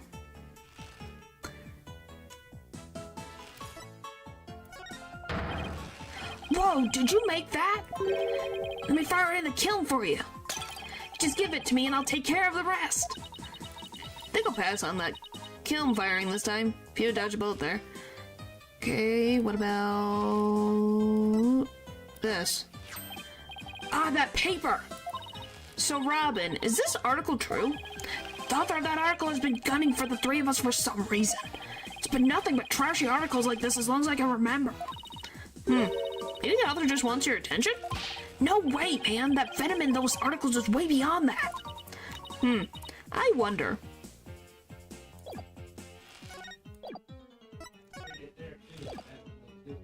Let's see.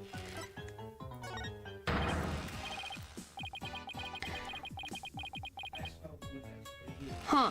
Whoa, deja vu, man. It's like I can almost taste my near victory again. But no, the final showdown was canceled because of that murder. Stop it sure seems to strike a raw nerve.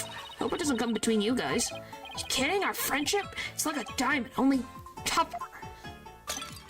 It's like a powder peg before a spark. It's like the calm before the storm. In other words, it's under a lot of pressure and ready to blow at any moment.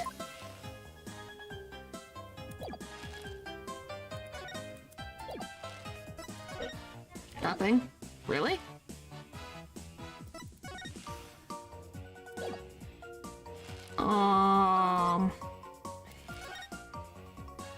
Are we just gonna go down the line, hope something works?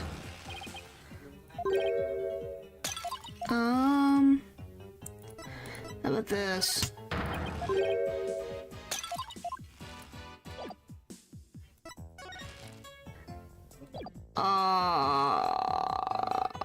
I can't examine anything.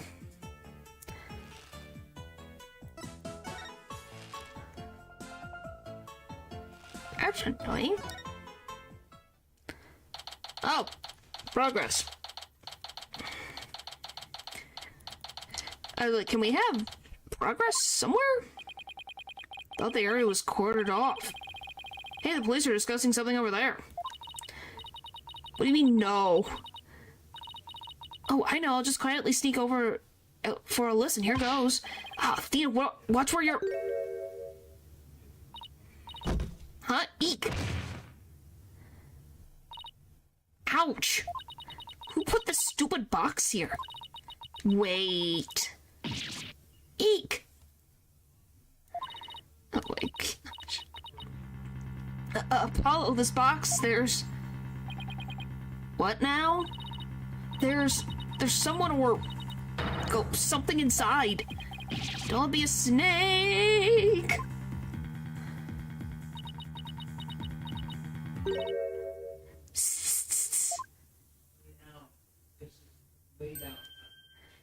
You morons just blew my cover. What the? There really is someone inside. That someone is me, Miriam Scuttlebutt, and I'm a senior in the judge course. What's with the box? What do you mean, your cousin? Your cousin wears a box? It's the fate of we who live in the shadows. There's a very good reason why none may see my face by the light of day.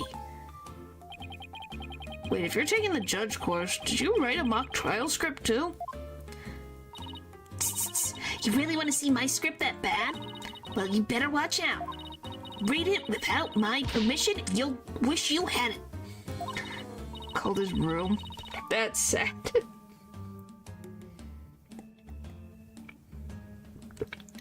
That is sad. If that is that your cousin's their room? Fragile. This side up. Who cares? I'm sure it was rejected for a good reason. Miriam Scuttlebutt. Oh, so you're studying to be a judge too? You must be a classmate with Juniper. Are you a friend of hers? Juniper, sure, she's my friend. That's why I'm gathering info. Now, tell me all you know. You know, for tomorrow's trial. For tomorrow's trial? What are you talking about? I'm gonna take the stand, naturally.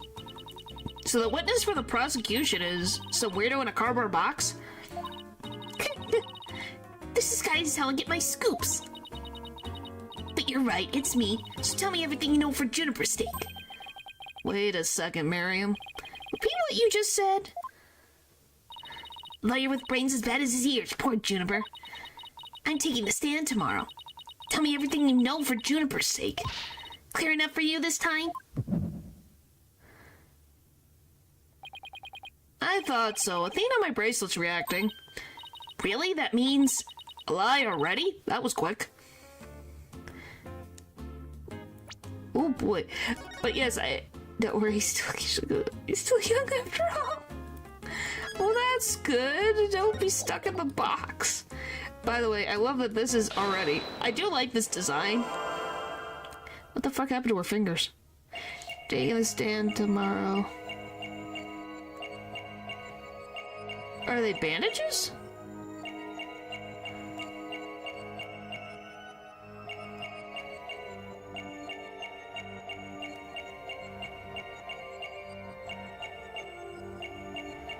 I think it's her hands.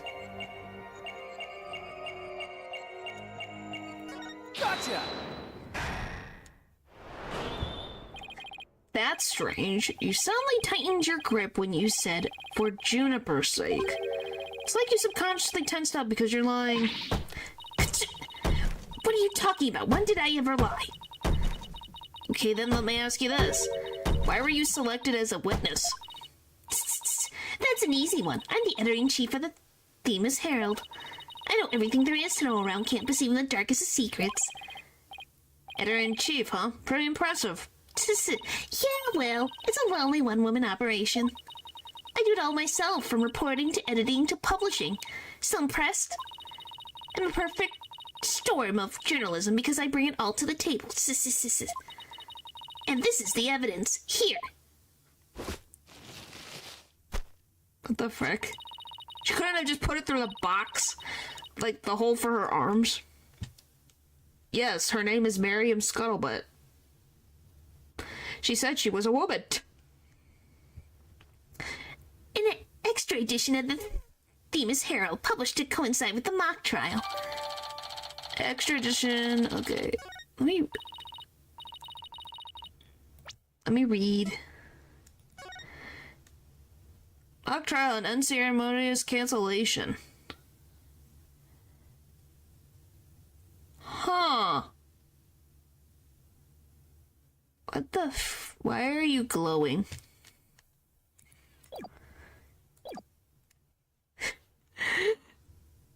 Thanks, Miriam. You revealed who you truly are. Someone who's never had Junie's best interest in mind. What? Are you questioning our friendship? Look, you may want answers, but no can do, because what you're saying conflicts with this piece of evidence. Take that! That's the Themis Herald, the paper I publish. What about it? Are you really that dense? This article is full of malicious lies about Junie. It's definitely not something a true friend of hers would write. You got it wrong. Another staff member wrote that one. I don't think so, Miriam. You even said it yourself just a moment ago. It's a one-woman operation. Or did you forget already? If you're just giving me the info you have, stupid pawn, Jennifer's just using you. 200 bottle value pack? How freaking big were these bottles? Miriam Scuttlebot. Now, I want the truth, Miriam. You hide in your box in order to collect gossip for your sleazy paper, isn't that right? Not really friends with Jennifer, are you? No, duh, she's the target of my scoops and my readers demand dirt. Extra, extra, the dirty little secret of the squeaky clean student council president. Dirty little secret. Dirty little secret, alright, what are you planning to say in court, huh? Well, Juniper is just... She's just got good grades. Probably has good talent, so everyone's jealous, I guess. I'm a witness to her part in the crime. I'm going to tell it all in a shocking expose. The ends justify the means. That's my brand of tell-all journalism. The end justifies the means? Wait a second. Ends justifies the means. In this dark age of law, many of us embrace Professor Mean's methods, even future judges. What do you mean, as she's mid? That is what this is about. I've even adopted an end justifies the means brand of journalism, which includes tape recorders secretly hidden all over our campus, secretly recording every last word without anyone being any the wiser. Doesn't she realize that's totally illegal? One of them was at the scene of the crime, the art room. Poor taste? I don't think... What do you mean, poor taste? I think they're just interested in her. I don't know if it's romantically, but just because she's got a lot of potential and is smart. Well, I think we know Hugh is interested in Juniper, I think. Put a tape recorder in the art room? What did it record? You want to know? You really want to know? Yes, please. That's so nice of you to... Like I tell you now, the big scoop comes out in court tomorrow. You're so mean, Miriam. According to my evidence, a fatal fissure has opened between the three of them. Who, Junie, Hugh, and Robin? And what do you mean by fatal fissure? Rift in the trio. Juniper, Hugh, and Robin used to be the best of friends. Used to be. They still seem to get along fine to me. I did sense some discord, though. You don't know anything. Professor Means has his followers and Professor Court has hers. Their influence is inescapable. Are you implying that one of them adheres to that extreme idea you and Professor Means have? But why would anyone follow that philosophy? How could you possibly understand? You're new around here. Miriam, wouldn't you feel better if you came out of the dark and into the light? I can see fine in here. You'll be the one seeing the light in court tomorrow. Then you realize how guilty Juniper Woods it really is. We're going to have to cross-examine her tomorrow, but I don't know where to start.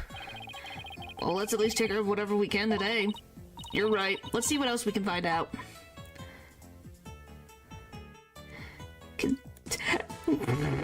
Why the frick do you want to do that?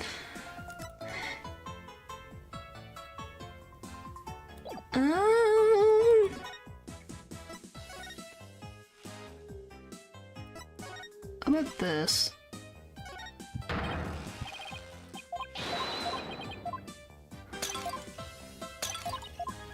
You're gonna lose so much pottery. Aww. It'd be really funny. Are you going to pay for her hospital fees? Because it'd be on you, not me. Alright. Anyone in here? Look, there's Hugh. Hey, Hugh!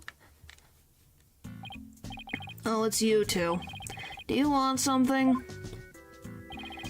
Did you find anything? You said you were going to do some investigating of your own. Nope, nothing yet. I'm afraid it's not looking very good for Juniper. You don't really think Juniper could have done something like this, do you? Well, the author and the victim knew the contents of the script. Both the stage and the art room were in the exact same state as described therein. Nobody could mimic the crime like that unless they already read the script or wrote it. But, look, Professor Means is better able to handle this than you two, so just leave it to him. There it is again, picking up some discord in Hugh's voice. Someone should. You're not gonna do it? So you say someone. Who in particular? The murderer? Hugh O'Connor. Hugh, would you mind telling me a little about yourself? A little bit about yourself? Heh, whatever, I'm 6'1" and under this uniform I'm 100% lean muscle.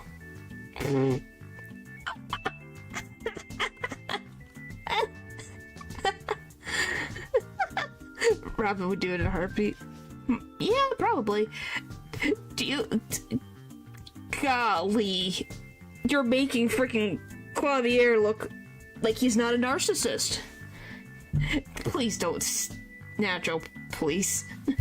Please don't say this out in real world. Everyone's gonna look at you like, what the frick? My grades are outstanding. I'm the ace of the archery club, needless to say. I never miss my mark. Oh, and I'm incredibly humble, too. Sure you are, buddy. Sure you are. Very much... humble. How can he even say that with a straight face? Those around me call me a genius, but I pay them no mind. But when it comes to tests, I always get 100%, so I suppose it's only natural for them to say I'm a genius.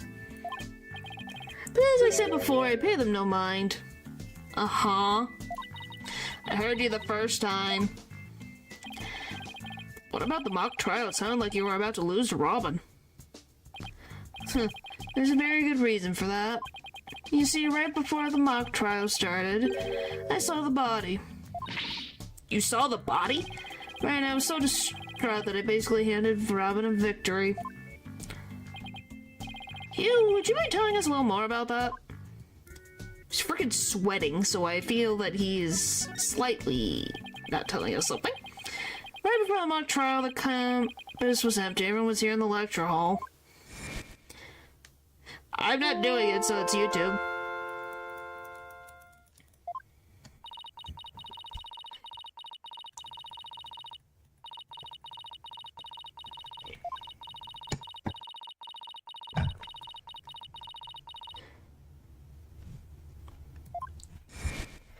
Allie, that's right. There was that announcement in it, and then everyone came in here. The only exception were the mock trial participants. Juniper, Robin, and I were in our personal dressing rooms next door. Wow, your own personal dressing rooms? That's total VIP treatment. You appeared twice in this case. Why, are you saying you are Robin and Hugh? Is that what you're saying? You're being silly. Silly, silly, silly. Actually, they're for student-teacher meetings. They don't even have windows. The other two waited patiently in their rooms, but that's not my style. He's over there, by the way. The will of Rob and the mind of Connor. Oh boy. So I headed over to the archery range on the other side of the quad. Did some meditation while I waited. That's the best way to relax. And you couldn't do that in your dressing room. Then just before the mock trial was to start, I headed back towards the main building.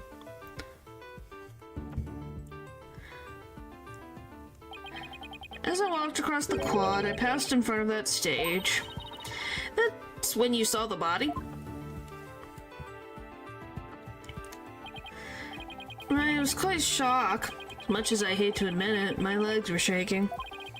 I could have easily beaten Robin if I hadn't been for that. Wait, hold it right there.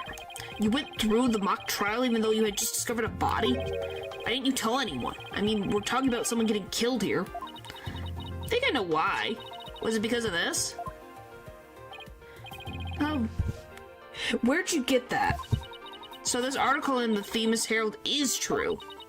The winner of the mock trial will get to make his confession to Junie. Right, but if I reported the body I'd found, the whole thing would be called off. Really wanted to win that bad? Bad enough to ignore a dead body? Yeesh. Like, golly, dude. That's... just confess to the woman. Why go through all this? Sorry, but that's not normal. Or could their love for Junie really be that strong? Thanks for sharing the important piece of information with us. They prove useful at tomorrow's trial. Rose desperate? You don't say. Kinda sad. Like, kinda sad.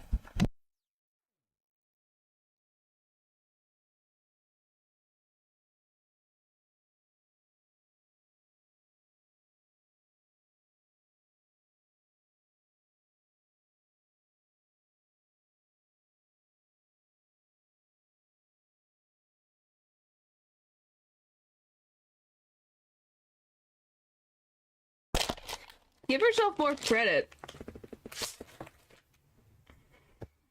Sorry, I was eating a snack. Give yourself more credit, Natural. I don't think you would stoop this low at all. At least from my impression. That's from what I can see. You wouldn't do anything like that. Thanks, and don't worry, we'll prove Jennifer's innocence, you'll see. Can't say you two inspire much confidence. Okay, Athena, what's next? Well, I think I've talked to everyone who is somehow linked to the case. Okay, maybe it's about time we wrap up our investigation. Oh, wait, we haven't met with Junie yet. Yeah, you're right. Awkwardly social. Yeah. I'm pretty sure you would report if there was a dead body instead of trying to win a trial to make a confession. Let's head over to the detention center. Woo! Finally opened. Do you think this is the same cop all the time? Do you think it is the same cop, or do you think it changes every game or every case? I think it's the same guy. That's what Among Us taught me. Huh.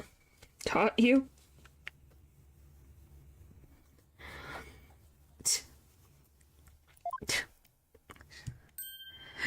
Golly. Tina, thank you so much for coming. She called me Athena like she used to. Maybe she's finally letting her guard down. The script. Junie, the crime's unfolding exactly like your script. Any idea what's going on here? You wanted to make it fair, so the script was kept secret until the day of the mock trial. I would like to believe it's the same dude every time, by this point he's seen everything. Yeah, I hope he's paid good money. If it is the same dude, he better be paid good money. He literally dealt with a man who pretended to be possessed by yokai.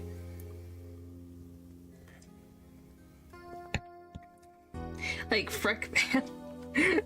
That just, he's probably stressed. The only people who knew the details were Professor Court and I. Nothing we haven't heard already so far. However, Yes? What is it, Junie? well, there was this one article in the school paper. You mean this one? It's more like a tabloid piece than a newspaper article, if you ask me. I've been worried that the trial would wreck the friendship between Robin, Hugh, and me. Oh my goodness. She wants to stay friends, but both of the guys are hoping to take it to the next level. All the passion high school drama. Wish I could have experienced it. And I know I shouldn't have, but I revised the script to favor the prosecution. But Professor Court noticed it immediately and changed it back. So if Robin had won, he wouldn't have been able to confess his love to Junie. That would have kept the trio's relationship the same. Never knew Junie could be so devious. Sorry, I guess my personal problems probably won't be of any help in court, huh? You never know. Help often comes from the most unexpected places. Thanks, Juniper. Yo. I was wondering about that awl you had on you when you were arrested. Okay, you found the thing. I love his shocked face. Huh? Or a huh?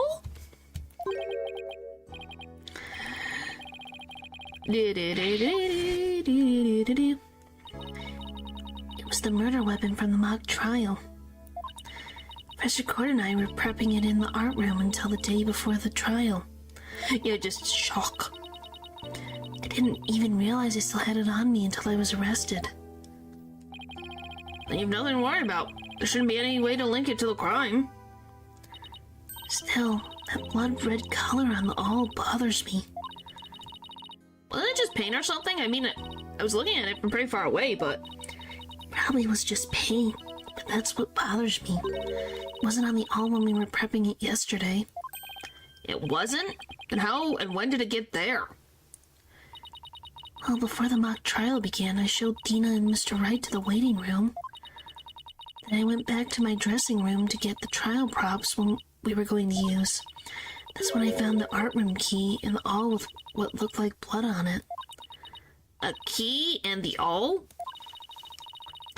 Professor Court normally has the art room key since she's the Fine Arts Club advisor. And since the key was there in the dressing room, I thought she was the one who had painted the awl to look like it had blood on it. After all, she always insisted that the props should be realistic, so... But she always has the key with her. Why would she leave it in your dressing room? And not tell you? The owl suddenly shows up on the day of the trial with what looks like blood on it? I have a really bad feeling about this. Me too, but let's not jump the gun on this. Mock trial prep work. You and Professor Court were busy preparing for the mock trial together yesterday, right? Was that the last time you saw her? Yes, I left school at around 6 p.m. Did they make sure the victim is actually alive? Well, she literally is dead. Like, she could not be more dead. I don't even have the frickin' picture that Athena took, but it's stained with blood. She's dead.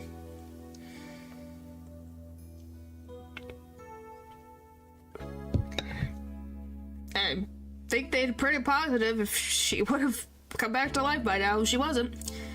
Yes, I left school at around 6 p.m. Did you notice anything different about her?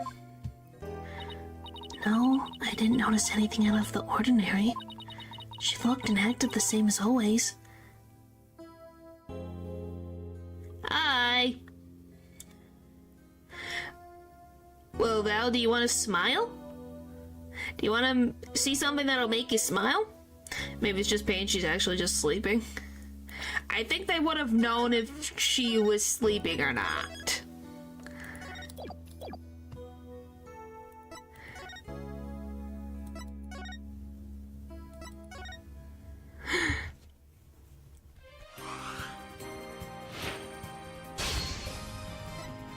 Yeah, here. Look. So we can give, so there's a bunch of costumes that you can use, and Phoenix has the nostalgic sweater, if you remember. But look at his shoes once it zooms out. Look at his freaking shoes. It's got P on one shoe and W on the other shoe for Phoenix Wright. Why? I still question. I thought the sweater is like, okay, but the freaking shoes, I will never get over. I will never get over that. Then we got style and street clothes for Apollo. That is adorable. And we got a Mr. Hat on the little backpack. I don't know what this little pin is from. Then he's got his nice red shoes. And then you got Athena in this outfit. And then this will really make you smile. If you remember the frickin' the tiger that, you know, looked like Phoenix and was using his name, we can now dress as the tiger. Not in this game, but in the next game. It's glorious. Look at that. It's freaking glorious.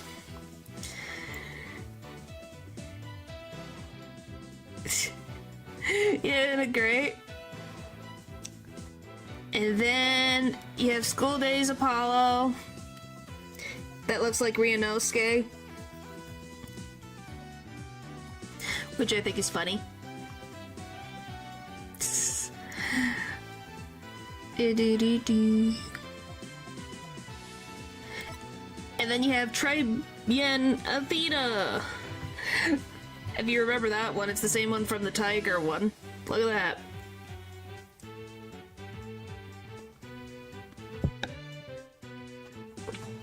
It is always nice to see a reference of it. But yeah, and then we have the Trebian outfit, which apparently Natural really likes this outfit. Oh yeah, Leo came by and said the heels were a little much. Love the outfit, but the heels was a bit much.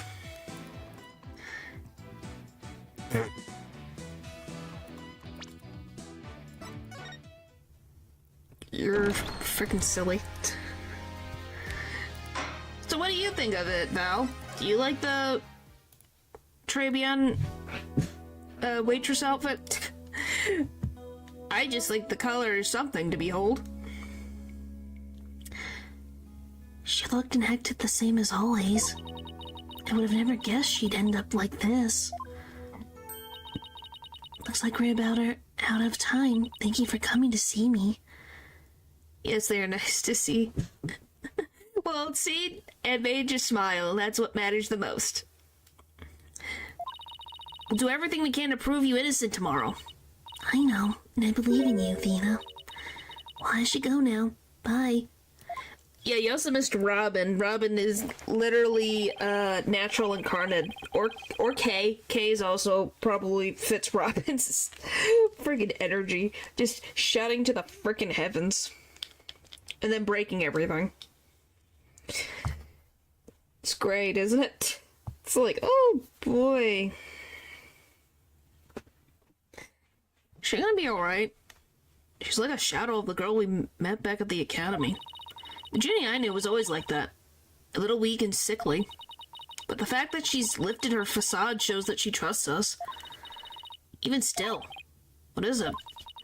Well, when Junie and her two friends were talking about their friendship, I sensed some discord in their hearts.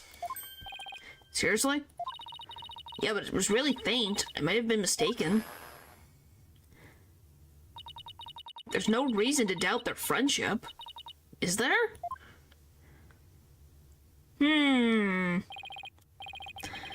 Don't worry, everything will be fine. You and Juniper are friends, right? You know that friend I mentioned to you earlier? Well, get this. Whenever something's troubling one of us, the other can just feel it. It's real friendship. Suppose you're right. Might as well forget about that and concentrate on the trial. Yep, tomorrow's the big day. Let's sort out what we know so far. Okay. Victim Constance Court was murdered in the art room on the 3rd floor. Then her body was moved to the outdoor stage in the quad. Also, the location where we found the body was just as the mock trial script described. Wish those were the only similarities they shared. What do you mean? What I mean is the script in this case are exactly the same in almost every aspect. So it follows the actual trial may very well unfold just like the mock trial did. Oh no! The mock trial ended right before the prosecution was about to win. Well, that's not gonna happen. This time, Junie will be declared not guilty. Of course, I intend to get our results the honest way. We can do this. We'll be fine. After all, I have Apollo and he's the king of being fine. Yeah, he says, I'm Apollo Justice and I'm fine.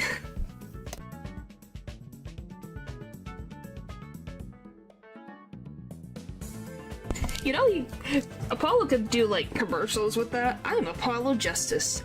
Lawyer at Write Anything Agency. And I'm fine. Oh, boy. To be continued. Right now. So as it moves forward.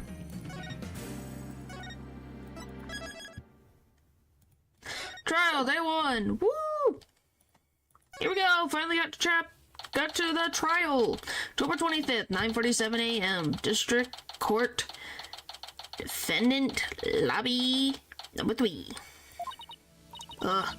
Butterflies have butterflies in their stomach. So, what's it like to have your very own case for the first time? My heart hasn't raced this fast since I ran the full marathon last year. If it keeps up, you might get a lawyer's high. You know, like a runner's high? Relax, everyone's nervous their first time. So my fears weren't unfounded. After all, today's prosecutor is so terribly brutal and willing to use any means necessary to win a conviction. I don't know. Is Blackwell an end justifies the means type of person? I didn't think he was. He's stubborn.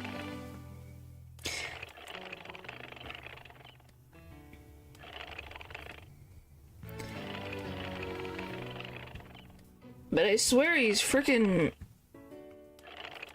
a lot more... What's the word to say?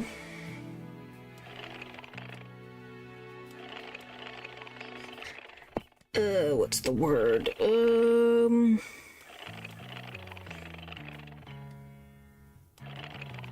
think of it right now. But something like that.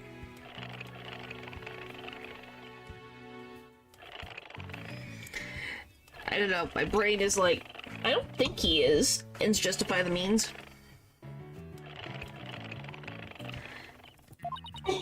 There's that. The ends justify the means concept again.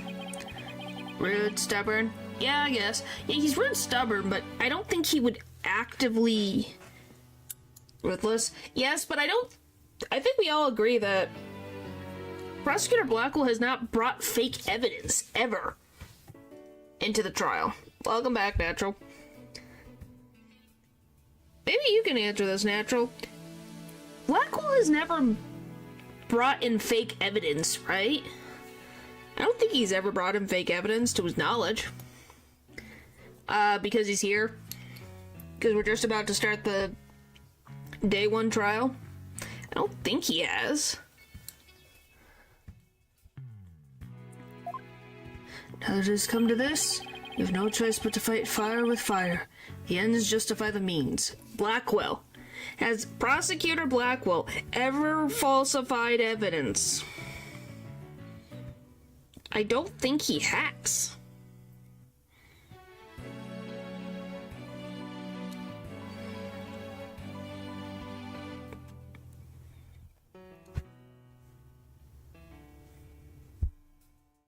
At least not to my knowledge.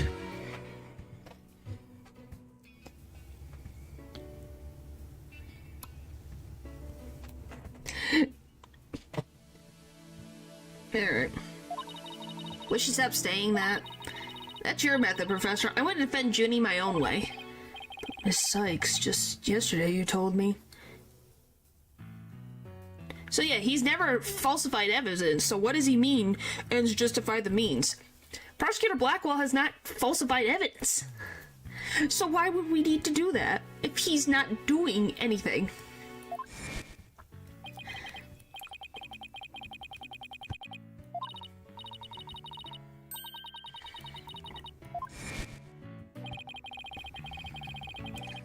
But if this trial proceeds in the same manner and ends in the same way as the mock trial, you would not lose it. You would not lose everything you've worked. Would you not lose everything you've worked so hard to gain? Well, I'll just have to make sure that doesn't happen then, won't I? My, but aren't you a stubborn one? Well, I suppose you'll have to learn one of your own. I shouldn't say the hard way. Grrr. Forgive me, Professor Means, but can we just leave it at that? Yes, anything. Falsifying evidence, lying, fake witnesses, changing the scene of the crime. Just point is doing illegal crap that you shouldn't be doing if you're a part of the law and trying to uphold the law. Oh dear, please forgive me. It's just I wish to protect Juniper by any means I can. I do too, but now if you would excuse me. Thanks to him, I'm feeling even more pressure than before. Don't let it get to you, Athena. Don't forget to keep smiling. I'll be fine. I haven't forgotten what Mr. Wright said. The worst of times are when lawyers have to force their biggest smiles. Trial's about to begin. I'll show you to the courtroom, if you please. Paul, counting on you to support Athena this time. Kate, Mr. Wright, leave it to me. That's right, I have Apollo backing me up. Junie's fate rests in my hands. I won't rest until she walks free.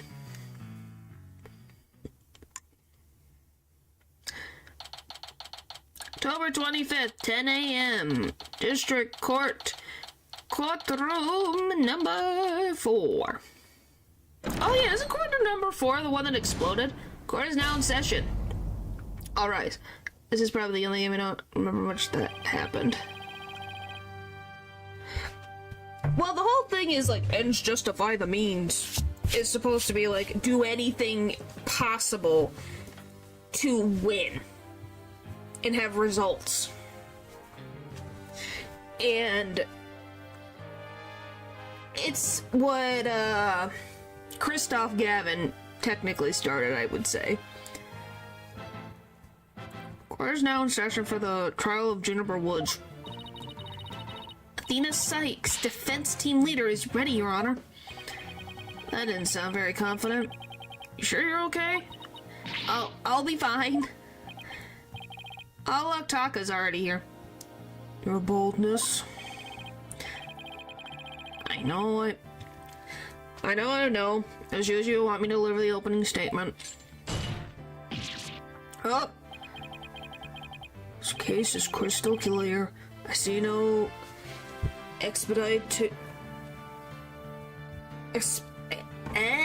can't English today! Just one of those days. I only know up to a certain point in this case. Otherwise, everything else is completely new territory. Big Trial Day 1 I know most of. It's been a while, but I know some twist. I don't remember most of it. Oh, I can't remember how the frickin'... Oh, he has his hawk. Yeah, he has Taka with him today. This case is crystal clear. I see no need to explicate it any further.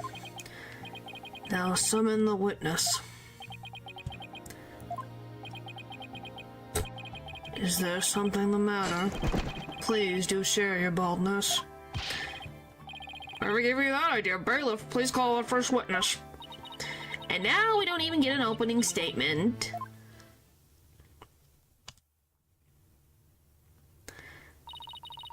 Detective Fulbright. He and Prosecutor Blackwell have become quite the team. Yeah, I think I'm going to change this outfit. I cannot take her seriously in this outfit. I just wanted it for, like, the freaking... Maybe I'll just put it for investigations. I find it funny.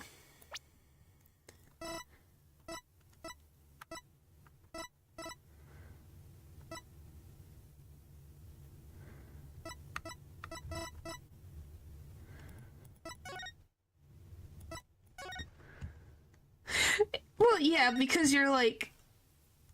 It's something... Well, it fits, because it would be about the age. Like, she would technically be in that uniform. I'm keeping the other two, though. No one can change my mind about that, though. I will be keeping the rest. Phoenix must be in his warm sweater. And Apollo must be in this outfit. Those are staying. There we go.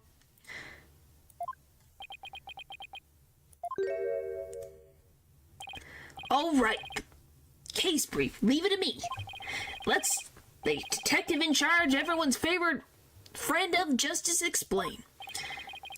What was that just now? It's like he and Blackwell are totally in sync. Well, I don't think they're capable of mind melding, if that's what you're thinking. Alright, Detective Fulbright, would you please explain the case to the court? Professor Court's body was discovered on October 24th at approximately 2:30 p.m. She was murdered with this all I have here. The victim's blood and the defendant's prints were both discovered on it. It's like who wins, a professional lawyer with 10 years of experience or a high schooler? Yeah. Which is gonna be the high schooler because, yeah.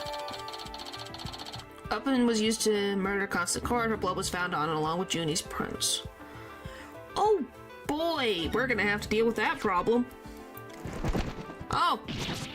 Eek! Oh, it's the autopsy? Estimated time of death between 6 and 8 p.m. Cause of death, blood loss from a deep stab wound in the victim's side. Well, that bird can deliver evidence too. Blackwell has trained him well. I want to read this. Due to loss of stab wound inside a body, marks indicate wrist may have been bound, no other visible damage, but stab wound was very rough. Interesting. Maybe Blackwell should train it not to mess up people's hair while he's at it. Moving right along. The body was discovered on the outdoor stage, although no blood was found there. However, we detected traces of a massive amount of blood in the third floor art room. In short, the murder took place in the art room. So then the body has been moved from the art room to the stage? Precisely. And there's one more piece of irrefutable evidence. A recording made by a tape recorder that a school paper reporter hid in that art room. It captured a female voice screaming, "You're a goner." What's this? You had such a recording? You're a goner? Well, who's saying it, though? Is it Junie, or just someone else? Must be from the tape recorder Miriam mentioned. But why is this the first we've heard of a death threat at the moment of the murder? Shh! Silence, please! I would like to play the tape for you now.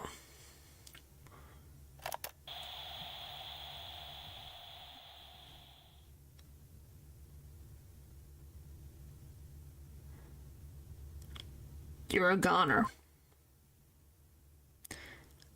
Huh. It is quite hard to hear.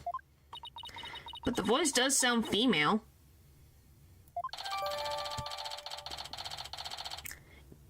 But that doesn't prove it's Juniper.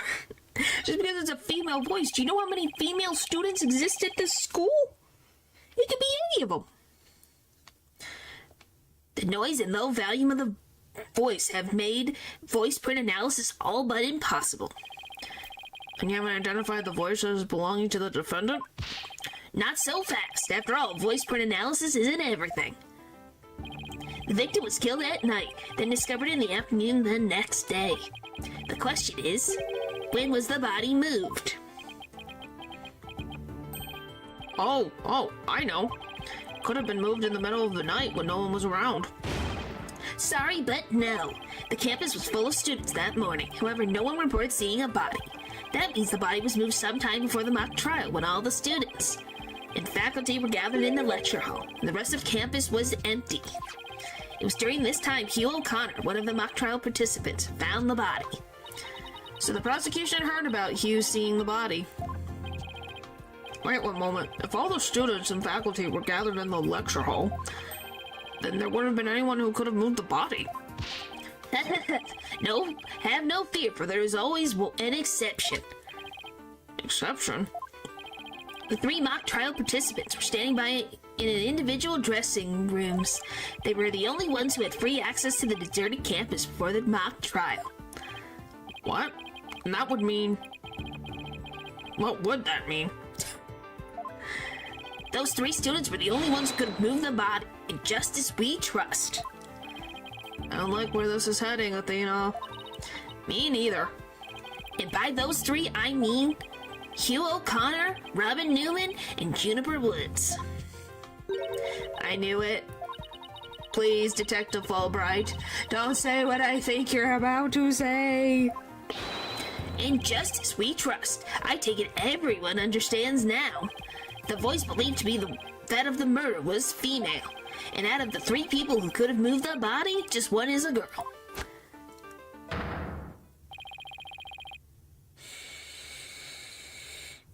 Oh boy.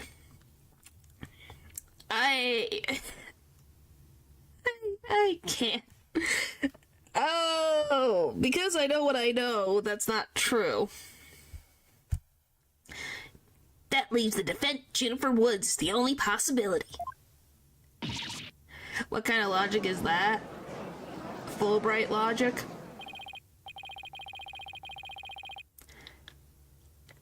Impressive, he has you on the ropes even before any cross-examinations. You could at least pretend to be upset for me. Splendid job, Fulbright. That could not be any clearer. Feel free to anticipate a salary raise next month. I don't do this for the money. It's all about justice. In justice we trust. Not only a half-wit, but a needle stick in the mud you are. I guess neither the carrot nor the stick works on Detective Fulbright. I think that's the point. Now, bailiff, bring in our next witness to the stand.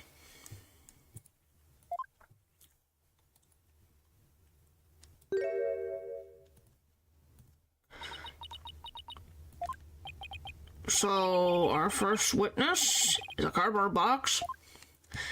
You've had worse. You've had a parrot as a freaking witness. What do you're getting, like, a box? Huh.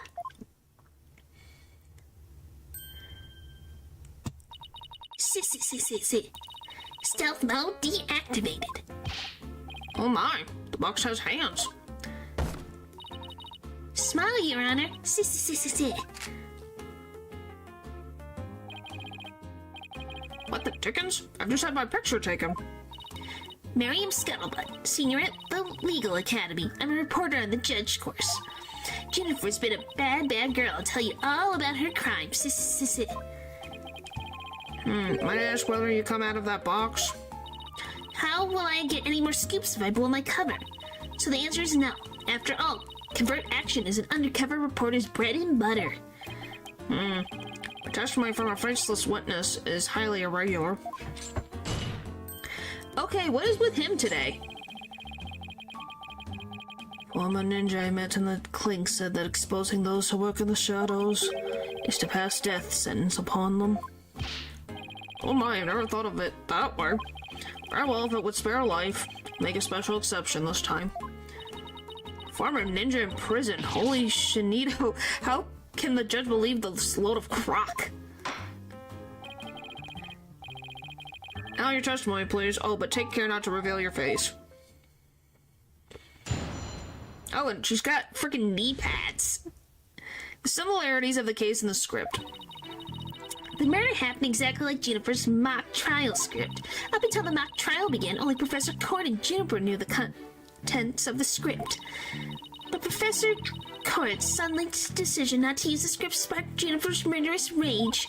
Jennifer has to be the killer. She has a motive, and the murder's just like her script. Murder's just like her script. Could such a thing be true? Compare a script with a murder case and crime scene photos. Then you'll see.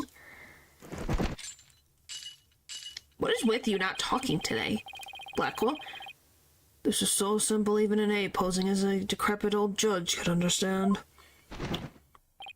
Only the victim and the defendant were privy to the script, ergo the defendant is the killer.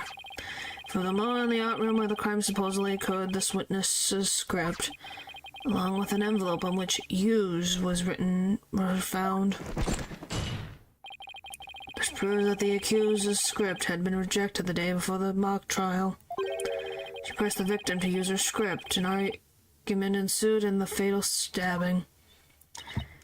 Gulp. That makes perfect sense. What now? Prosecutor Blackwell has all his ducks lined up in a row. He's really on a roll now. Oh, he's like a pit bull once it sinks its teeth into you. How dare she? My script had it all. A bum rap and phony evidence, grudges and betrayals. Trust the defense is ready to cross-examine the witness? No problem. I mean, yes, I'm ready. I think. Time to find a hole in her testimony and unbox the truth. I've seen it done over and over. I know I can do this. Oh boy. Cross-examination. What would it even be? It happened exactly like Juniper's mock trial script.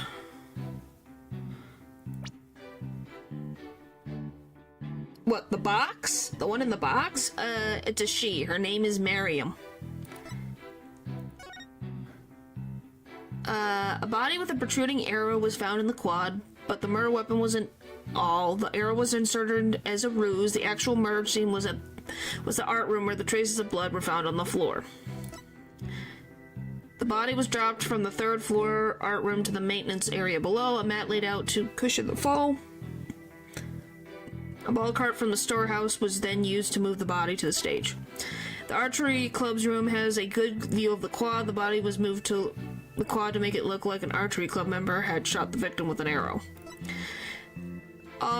Things to prepare.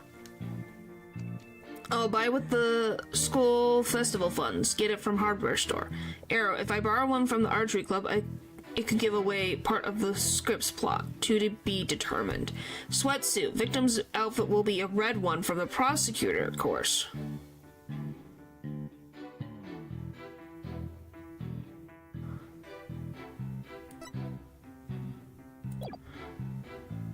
Huh. That's interesting. Hold it! Alright. There must be places where the script and this case diverge. Don't sweat the details. That kind of stress will give you wrinkles. Objection! I'm not worried. My skin is as fair as silk. Objection! Oh boy. You are quite fair. Fairly desperate. What the frick? Objection! What in the frick is this argument? What did you just say? Luck will really turn that one around on you. Whose side are you on? Hurry up and think of a clever comeback. Whoa, easy there, Athena. Now you listen to me. The two cases do indeed have their differences. For one, the stage has not yet been erected in the mock trial script, and in the actual case, there were signs indicating the victim's wrists have been bound. But as such differences pale in comparison to the host of similarities. Yeah, pantry in the courtroom. Oh boy. In any event, replicating the crime without knowledge of the script is impossible. Looks like I won't be passing this off as a coincidence. This is what a total burn. Try again, why don't you, pond of lids?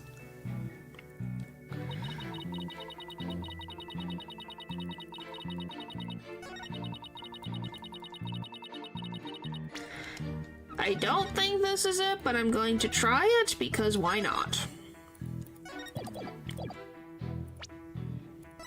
Objection! Nope. Okay.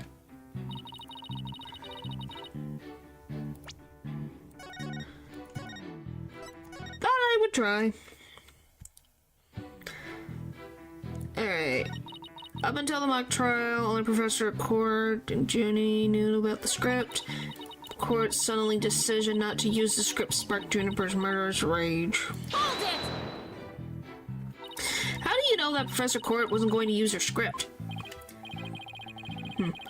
In the art room where the heinous crime took place, an envelope marked Hughes and Miriam Scuttlebutt's script were found.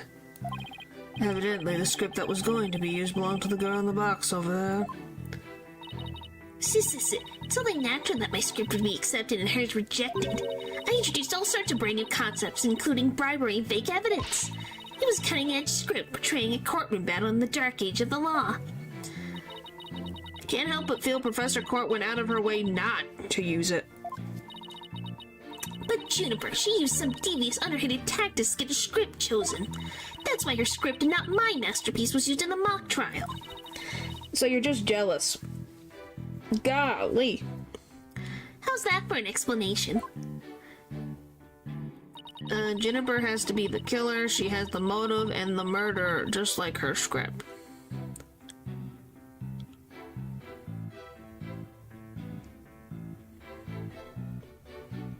Yeah, I think that was very obvious from the start.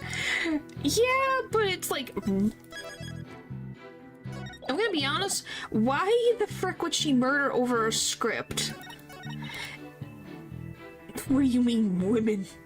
I think even if she was a man, it would still be this much of a pain. It has to be a killer, she has a motive, and the murder is just like her script. Objection! Nope. Thought I'd try.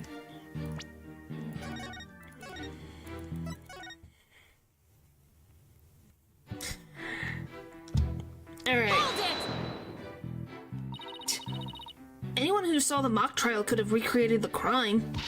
After they saw the mock trial, they could have easily staged the body just like the script. Objection!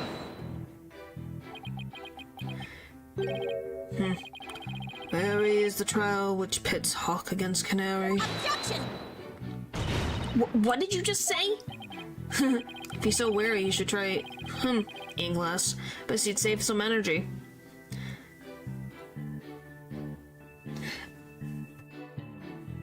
Team Fortress 2? I've never played Team Fortress 2.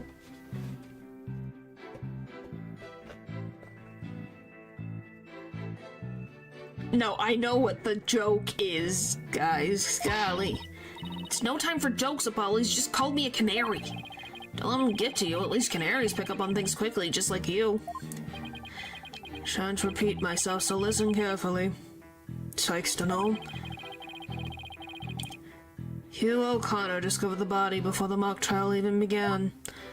How could one stage the body as it is in the script before anyone knew its contents? Ah, that's right. You even fathom the intricacies that go into staging a crime scene. No, I think not. You have a rudimentary mind of an elementary school child. Elementary school? Reporter's testimony throws an attorney, Athena Sykes, for a loop. The perfect caption. Oh, marvelous. A photo in the newspaper is just the thing to boost your brand. In a school paper? Seriously? I believe you pressed the witness more than enough, Miss Sykes. Now do you see how clear-cut my case is? Take it now and in that fair, desperate mind of yours. Etch it deep so you may never forget. No! No! Even my arguments get thrown back in my face. Wasn't supposed to be like this. What am I going to do? You know, you should just have about all the answers you've been looking for now. Huh? Think about it this way. If the killer knew the details of the mock trial, would they really commit the crime in the same exact way? I don't follow. Try to place yourself in the killer's shoes. I bet you'll discover an inconsistency if you do. Think about it.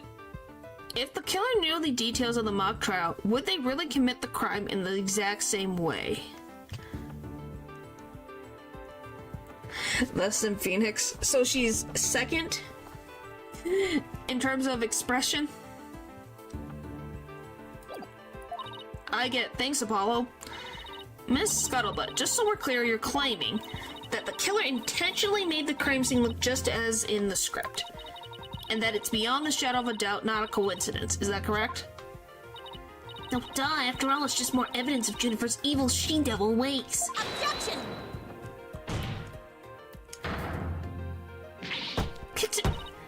What'd I say? Our client made the crime scene look just like the script, something known only to her. That would not just be foolhardy, but completely irrational. What do you mean? I like 3D Phoenix not that much. I don't know. I don't mind the 3D. I think they made the 3D models actually pretty good. It could have been way worse for how, like, random their characters are. Just they have very wacky character designs, so it actually turned out pretty well, I would say. Yes, Miss Sykes, please tell this court what you mean by irrational. Wouldn't make any sense for doing to mimic her own script on purpose because it would make her the culprit. The murder scene was the same as it was in the mock trial script. That in itself is irrational. What's wrong with them being the same? Yes, Miss Sykes, care to explain what you mean? Okay, let's say for argument's sake that Miss Woods is the killer. If so, then, what reason would she have to intentionally make the actual murder mimic her own script? That's easy. She was admitting that she was the... That's right. If she had really done that, it would have been like proclaiming to the world that she was the killer. So what we actually have here is evidence of someone trying to frame our client.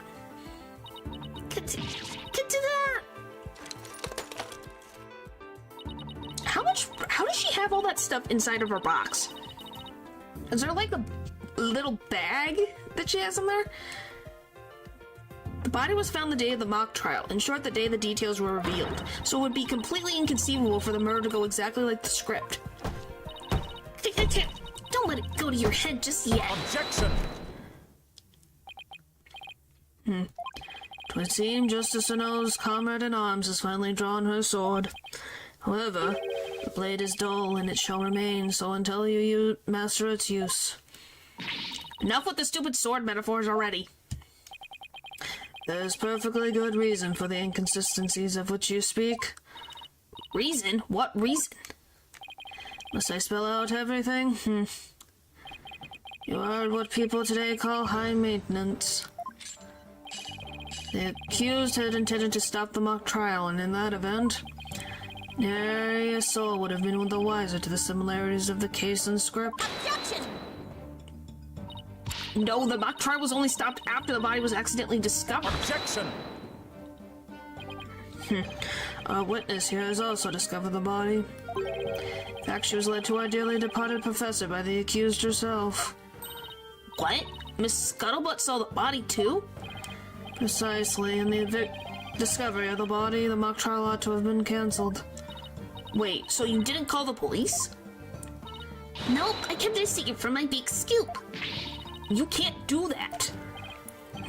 I made her pay long and hard penance for her sin, did I not, my little box top? What? Compared to the work of a war correspondent, the sheer terror of that was... Okay, do we agree that's very funny? So Blackwell didn't let that go standing down that she freaking didn't report a body. Golly, geez, I wonder what the Twisted Samurai did to her. Block off all the holes in her box and spin her like a top while Detective Fulbright cackled in delight. That sounds horrible. That sounds more nauseating than scary. Enough jabbering. Witness, continue your testimony. Sure, Mr. Samurai. I'm ready to finish off the she-devil.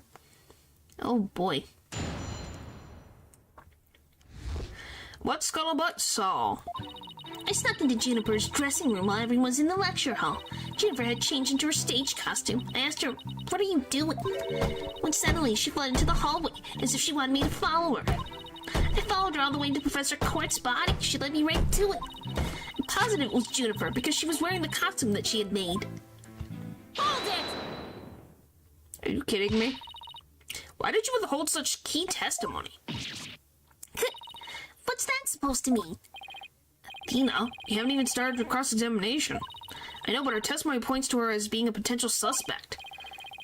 Well, I don't think Prosecutor Blackwell is... No, wait. I bet he's already thought of that. The witness left the lecture hall to sneak into Mrs. Wood's room before the mock trial. That means she, too, could have moved the victim's body.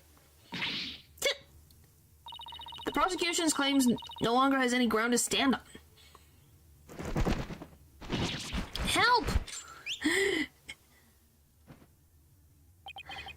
No need to ruffle your own feathers, so.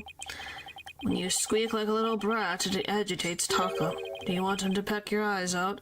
Are you going to pay for her losing her eyeball? She kind of needs those. No thanks. You listen here, the witness has a perfectly good alibi. Oh yeah, I do. Around that same time of death, I was undercover reporter class. It's right near my home. Undercover reporter class? The proverbial rug has been pulled from under you. The witness could not be the killer. The French must look before leaping, or at least make sure the rug's secured to the floor. Tried to warn you. Oh. Well, there ends the cross-examination. Let's allow the witness to sit down. Huh? No, wait a minute. Defense has no right to cross-examine the witness after that little spectacle. For whatever a man is sowing, this he will also reap. Why can't he say, "You reap what you sow"? Very well, if the cross-examination is over, suppose the witness may go home. Perhaps some time in her lovely box. Recover from today's stressful events. Don't you worry about me, Your Honor. There's no risk for the wicked, or journalist either. My third eye's always eyeing a scoop. She's always eyeing a scoop? Well, back to the trenches. Bye-bye. Hold it! Oh boy, not so fast, Miss Scuttlebutt. Apollo? There's just one thing I'd like to ask. Did you take a picture of the victim's body? And if not, why not? No, I didn't take one. Really? Well, that's strange.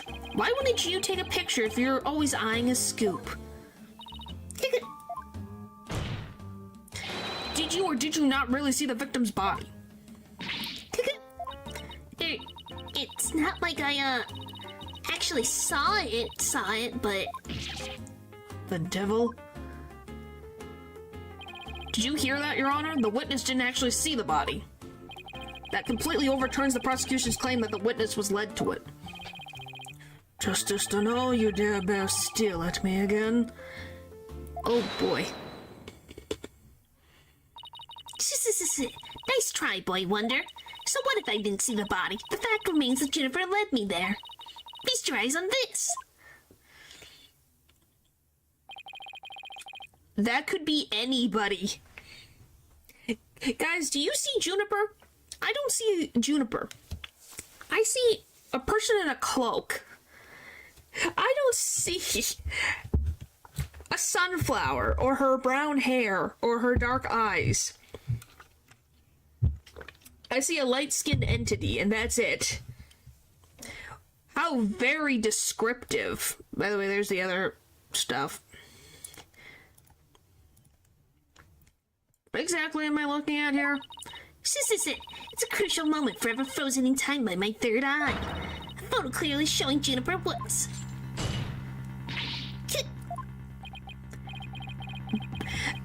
back? Are you saying you are back, or that was of the person's back?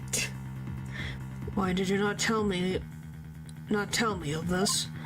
It's the shocking scoop I was saying for just the right moment.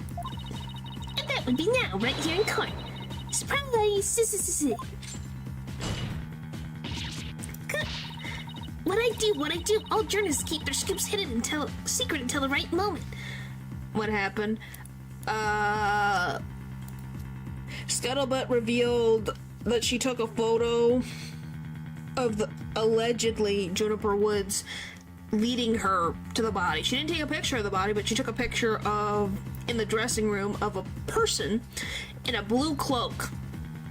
And all you can see is that they have light skin. You can't tell any other facial features or anything else about this person except for that they have light skin and are wearing a blue cloak. That's it. And she says that's Juniper Woods. She's pretty brave hiding it from Blackwell like that. Pretty stupid. Well, this is an unexpected turn. Athena, about this picture. See how it only shows the back of the subject? And that's why when you said back, it was like, are you talking about the back, as in the back of the subject? So it was funny timing. Also then, right, who knows whether this photo only shows Juniper in the first place. Objection! Completely irrelevant point. What is relevant here is... Yeah, she isn't... She's not super tall either. But yeah, it's just like... What a weird thing to be like, oh yes, that's Juniper Woods, 100%. There's no characteristics, like, as you said, she's not even that tall, so that's even weirder to think that it was her in the first place. There was someone who did try to lead the witness to the body. Take a gander at this, the route by which the accused escaped. The witness pursued the accused this way after she fled the dressing room.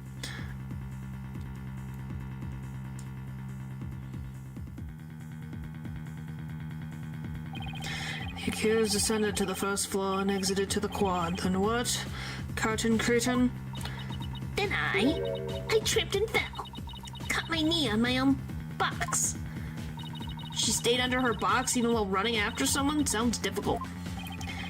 Recall that the body was already there for Hugh O'Connor. Golly. Recall that the body was already there for Hugh O'Connor. Had already seen it.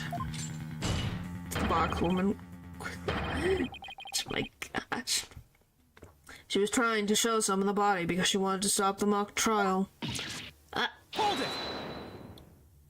Wow, Apollo's on the he's top of his game today. But if the facts have changed, that's all more reason to cross-examine the witness. Defense has a point there. Very well, you may proceed with your cross-examination. Seems Justice Sano has saved your pretty little hide, missy. For now, at least. Phew. Guess I pulled that off somehow. Thanks, Apollo. You're a lifesaver. Incidentally, my compliments to the witness for her very fine box. It's primo cardboard. Lovingly selected from among many. Tell another lie or hide another fact from me. I shall put it to the torch. Well, there you go, Natural. I guess Blackwood's gonna get to it first.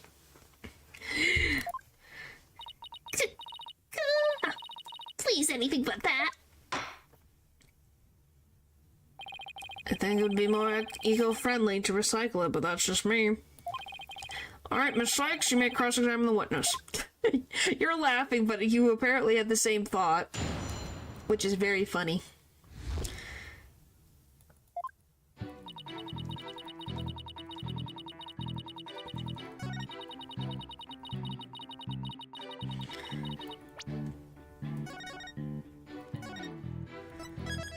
Alright, well, I know...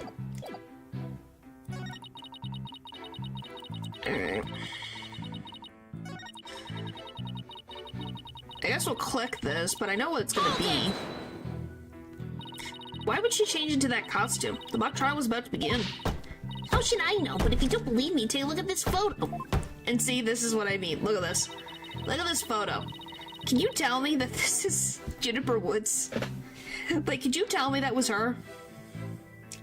I captured this critical moment like the gunzo journalistic pro that I am. But this only shows the back of whoever was fleeing. Do you expect me to shoot her face while she was running away from me? I guess you're right, but this doesn't seem to be getting me anywhere. At any rate, this photo shows Juniper was in her stage costume.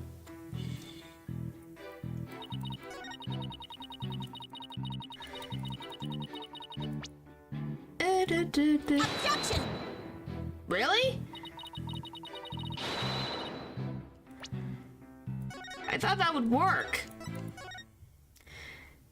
Okay.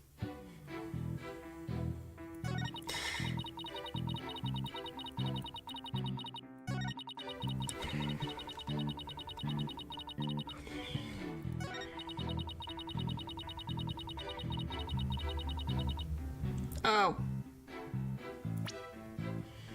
Now? Objection! There we go.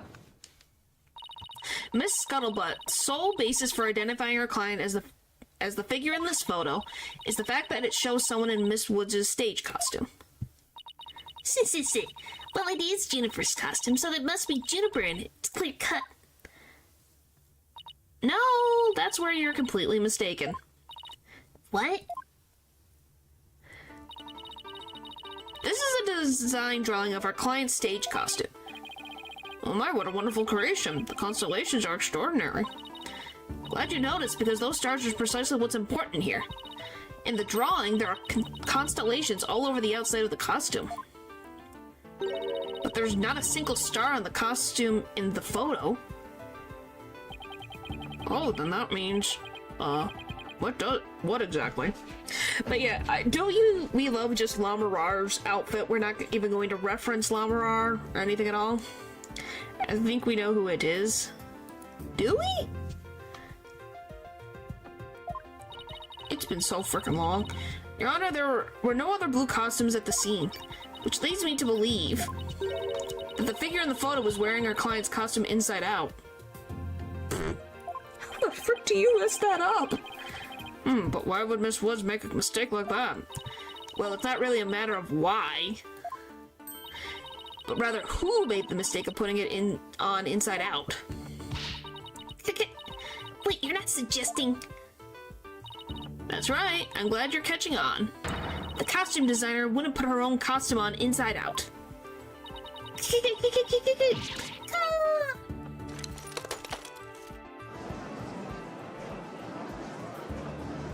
Oh boy. Sorry, Miss Scuttlebutt, but doesn't believing you had a scoop when you really didn't. Doesn't believing you had a scoop when you really didn't make you a failure as a reporter? A failure as a reporter?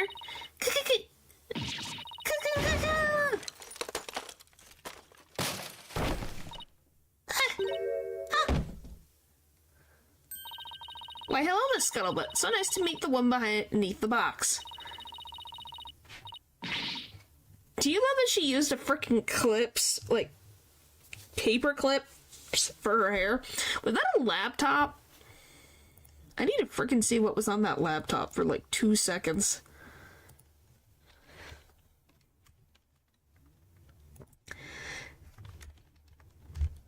Where, I want to see...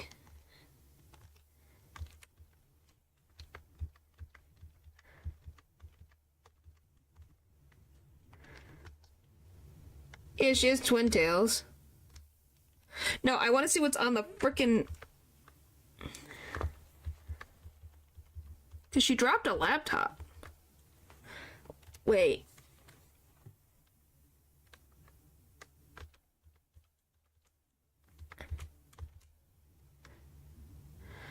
Oh! Interesting.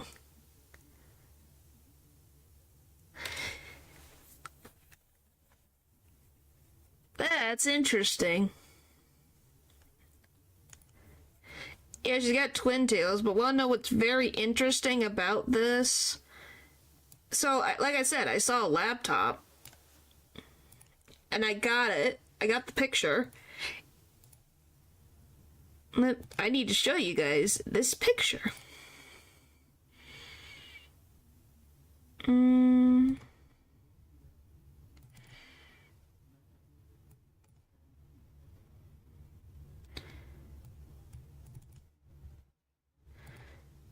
who's in this picture. On the laptop. It's all 4 of them together.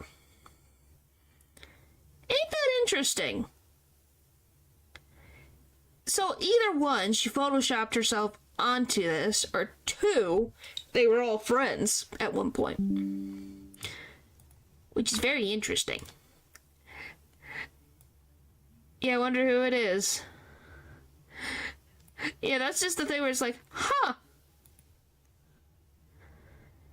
I don't know, I just thought I wanted to see that. It's like, oh.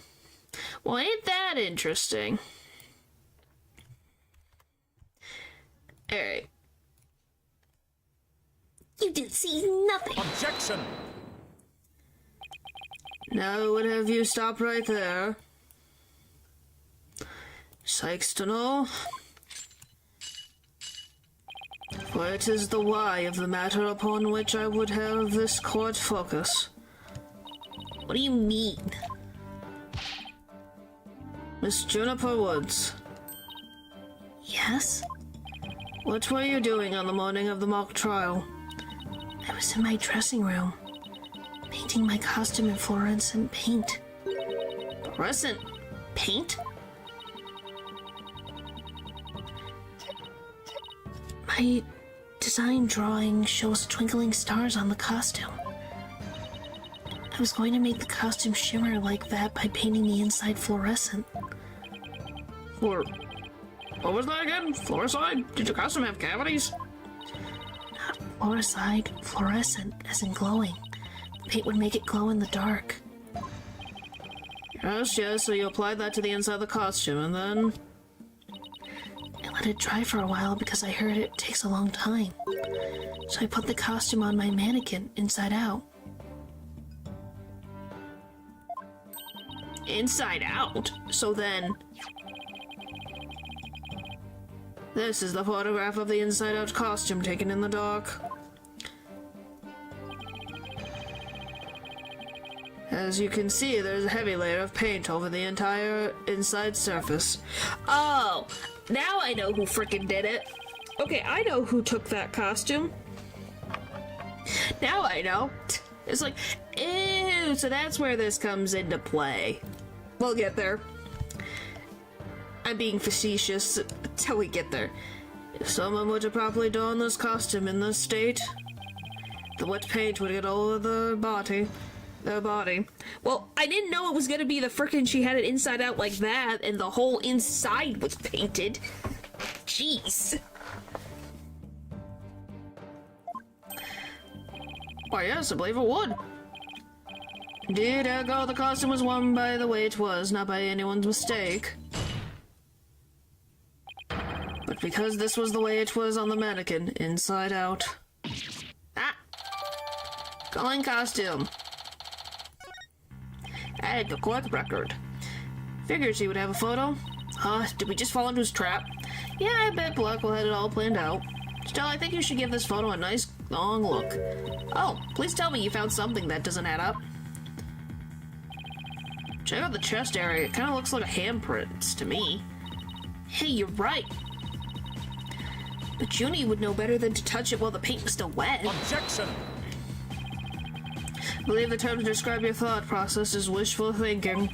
After all, if master painters make mistakes, why not rank amateurs such as the accused? Objection! So basically, you're saying my claim requires evidence to back it up?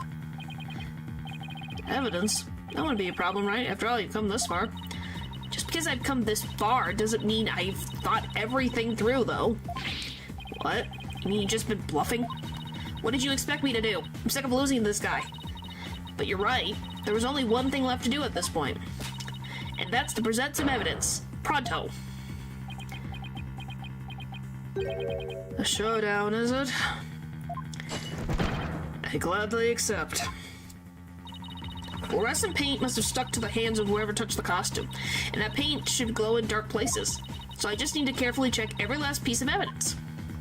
This piece of evidence shows who touched the costume. Ba-doom. Take that! Just gonna listen to this guy. Yep. You mean Athena sounds so done? School newspaper. Interesting. Take a look at the photo where the lights are dimmed and the spotlight is on Miss Woods. Observe Mr. Newman's hands in that photo as he stands at the prosecutor's bench. As you can see, it's glowing, just like Miss Woods' fluorescent paint. It is glowing, quite brightly, I might add. But why would he put fluorescent paint on his hands for the mock trial, you may ask? The answer is he wouldn't, not on purpose. It got there when he put the costume on. Oh, that means... What again? It means the figure photographed in the costume is not our client, Juniper Woods. It was her classmate, Robin Newman. What?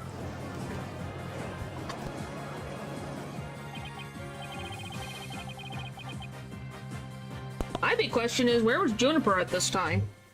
I think you were actually able to prove that. Well, you never know what's going to happen next. That's the thrill of the courtroom. So then... What the frick is that face? Does that mean Robin is our man? Well, that's certainly how it looks. Very well. Robin Newman it is. He's here in the gallery, I trust. Show yourself. I challenge you to a duel.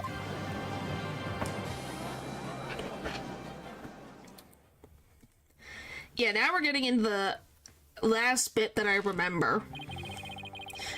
Will the witness please state his name and occupation? I'm Robin Newman! I want to become a great artist. I practice day and night. Yeah! No, that's not it. Art's gotta be sincere, man. So for occupation, should we put down budding artist? No! Demas Legal Academy Senior Prosecutor Course! This brace has proven my masculinity. I've been training to be a prosecutor for 18 years. Assume you'll be cleaning up the pottery you smashed before you leave today? Ah! Oh, man! Why, did he just leave it other places? You are correct. They're a little crazy, I would say. In their own right, but I think that's just because artists in a world of exaggeration are going to be a little nuts. Seems the witness was finally settled down. Guess nothing phases the judge after all these years. May you proceed with your testimony, Mr. Newman? Specifically, the court wishes to hear why you had fluorescent paint on your hand. What is that pose? Why I touched the costume.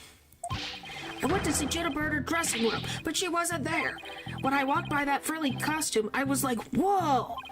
The mannequin it was on, it was about to fall on me. I got that paint on me when I caught it. But I never put it on, that's just stupid! Hold it! What? Your Honor, I recommend a short therapy session for the witness. Well, Mr. Newman does seem particularly agitated, but... no! Not again. What's his problem? Since it's the moment Robin took the stand. The discord in his heart. So you think he might be hiding something? Probably. You ready, Mr. Newman? Let's see what the mood matrix can do for you. Widget online. Here we go.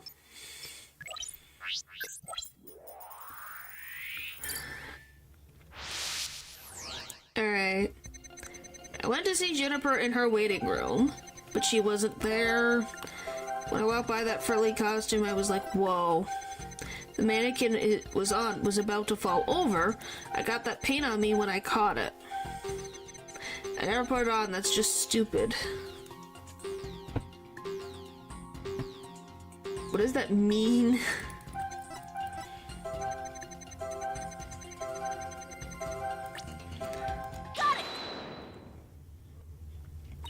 When you mentioned the stage costume, I sense a sudden powerful feeling of joy. Would you care to explain, Mr. Newman? What? What? Why would a frilly scarf thing and a long skirt make me feel like that? I don't know. But you seem awfully interested in that costume for some reason. You didn't happen to put it on, did you? Like I'd put that kind of in, like I'd be into that kind of thing. I'm a dude and I'm into braces. What does that mean? If she uses that ability, my mind just goes to Simon Says. It kind of does look like that, doesn't it? You don't think Robin actually got a thing for Jennifer's outfit, do you? Oh, come on, isn't it obvious? You're enjoying this a bit too much, Athena. You just figured that out? Natural, you just figured that out? So I'll just say what you said. About time you figured it out. Goodness. No way, man. The mannequin came falling towards me, so I stuck out my hand to stop it. End of story. That's a new piece of information. Time to run an update.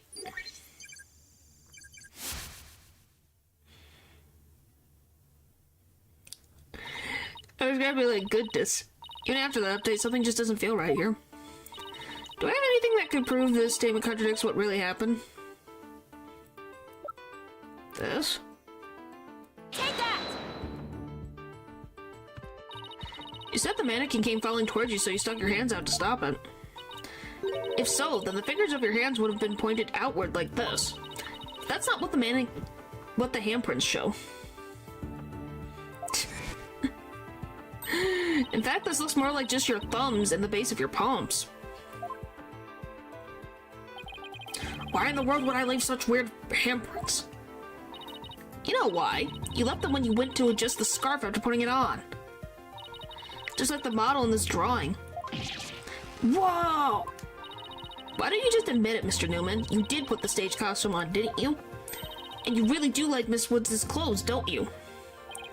Fine, I admit to putting the costume on. But I don't like girly clothes. Man! Only 90% frack. Yes, new information to plug in. Time for another update. I guess I'll go, like, right here. Car is just fine with these and Hickle Tech, but lie detectors still have the question. Well, because lie detectors can still lie. This one is just based on certain amounts of the heart, which the heart is a little different. My heart was pounding even though I'm a guy. It was even more amazing than I'd imagined. It was like, whoa, I'm a guy, but I got all excited. It's true, I did put on girly clothes, but it was strictly for artistic purposes. I just thought strictly for artistic purposes. Got it! There, another emotion that doesn't fit. Hang on, let me go back. So what? You're really starting to get on my nerves, man. What do you... Don't like what? Mr. Newman, you got excited when you put the costume on, but you also felt sad. Who cares if I felt sad? It's no big deal. Okay, Mr. Newman, out with it. Why did you feel sad? You're hiding something, aren't you? Oh, no! You're not fooling anyone anymore. Now tell us why you were sad. Okay, fine. If you're gonna be that way, I'll tell you. The similarities, at the least some of it. Oh, dude, he is me. Oh, I missed that thing. The reason I feel sad is no matter how much I dress up, I'll never be as pretty as Juniper. Well, no offense, but his habit of shouting at the top of his lungs doesn't exactly help. No, that's not it. I totally owned those girly clothes. I should have been totally pretty. But but there's something that keeps getting in my way. Wow, that's a whole lot of anger and raw emotion right there. His heart is crying out in pain. His emotions are out of control. Out of control emotions? We saw those during Ninetales Vale incident. So all we have to do is find the source of his uncontrollable anger, right? Natural, you know the secret that Robin's hiding, right? Or do you not remember? We can find that we can wrestle him away from whatever's tormenting him. Mr. Newman said there was something getting in the way of him being pretty. Okay, I just was wondering. Something that doesn't go with girly clothes. But what could it be? Fine, I'll testify. Man! Okay, 85. Oh boy. Emotional overload. Was in there. My heart was pounding even though I'm a guy. Sure, I felt powerful feeling. Blah, blah.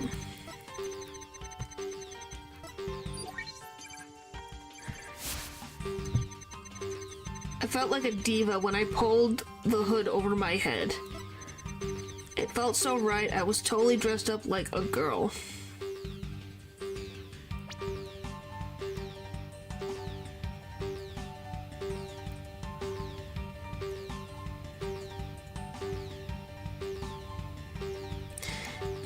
Is it the brace? Is it the brace that's the problem?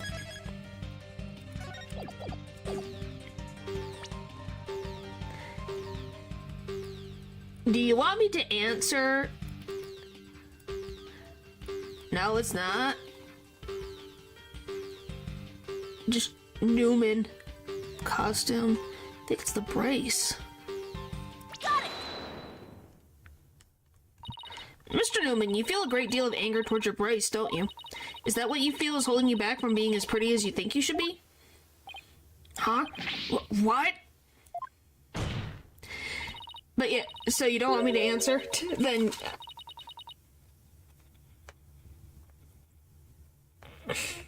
I think most names in this series give it away.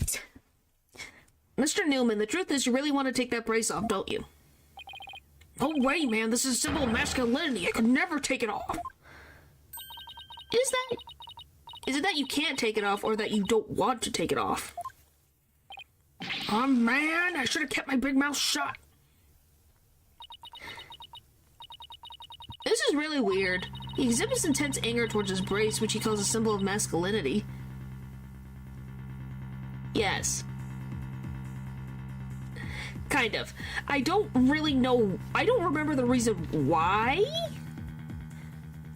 But yes, in a way. But he can't take it off, not even when he's trying to look pretty.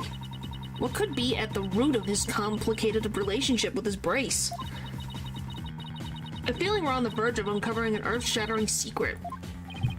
Athena, you okay? Seems Robin is still hiding a secret. A big one. Bigger than the fact that he's secretly jealous of Jennifer's looks. Yes, at least I think so. No, it can't be. I just thought of something, but it's totally insane. Mr. Newman. What? I'm onto your little secret, and if I'm correct, it's not very little at all. It's huge. This sounds completely insane, but it's the only possibility left. You're a girl. Mr. Newman, or should I say, Miss Newman, you are, and always have been, a girl. What? Have you lost the plot, Athena? No, I'm completely serious. I don't have any direct evidence, but that's what Robin's heart is shouting out, loud and clear. Wondering what could possibly they be talking about? Yeah, he's just waiting for them to finish whatever games in his mind they're playing. I still think you've totally lost it. I mean, Robin reeks of testosterone. How could he possibly be a she? Apollo, that's you assuming things. I, for one, have never seen a girl who shouts like a maniac all the time. Then you have not met a lot of women. There's some of them that probably exist that shout all the time. In this universe? Yeah, that's... Well, Larry Butts is literally the Butts. I think that's the closest we get. I don't know, Natural. Oh. I've seen plenty of witnesses in my day. But if he's a she, then she's the most convincing actress I've ever encountered. Therefore, let me pronounce my verdict. Rabanuan is without question a man. Oh. Now, truly, justice to know is equal. In one area, you're just as equally insane. Never in the history of this planet has there been a finer specimen of the masculine spirit. She turned into Santa. I guess. I love that there's never... Just because of the masculine spirit, what does that mean? Just because it's the finer specimen of the masculine spirit doesn't mean it can't be a woman. I think that's the funny part. Like...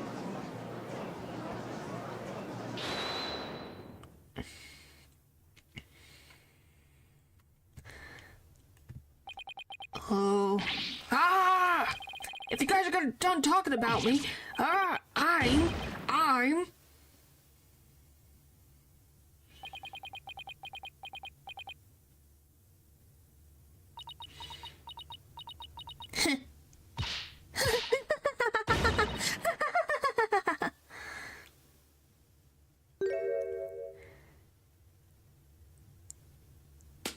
Oh, she took off the brace.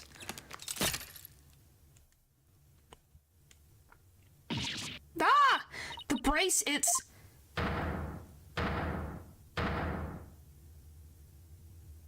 That would hurt. Miss Sykes, no, allow me to call you Athena. I wanted to keep this a secret at all costs, but no. No way! Surely this must be some kind of jest. Nope, it's for real. I'm a girl, body and soul.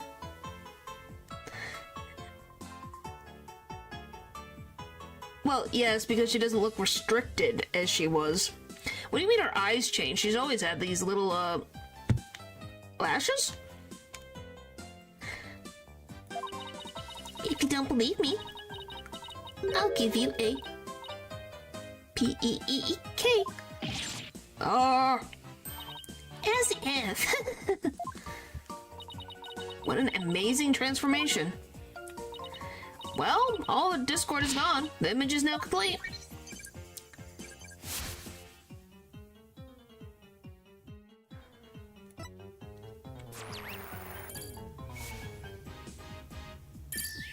Bye-bye. Yeah, you probably drive people frickin' nuts. I was raised as a boy since I was little, and I studied law just as my parents wanted. But now this living lie that had me pinned to the ground, it's... It's been blowing me to smithereens by you, Athena! So, I was raised as a boy since I was little, and I studied law just as my parents wanted. Why the frick did they make you a boy? Why did they force you to be a boy if you didn't want to be a boy? I don't get it. What was that going to achieve? Two personalities, yep. Now I can stop pretending to be a prosecutor. I'm gonna be an artist. Yay! Yeah, I think that's the problem of what happens when you're restricted from not showing your true self. It's what happens. Literally, as you say, it's like freaking borderline personality disorder.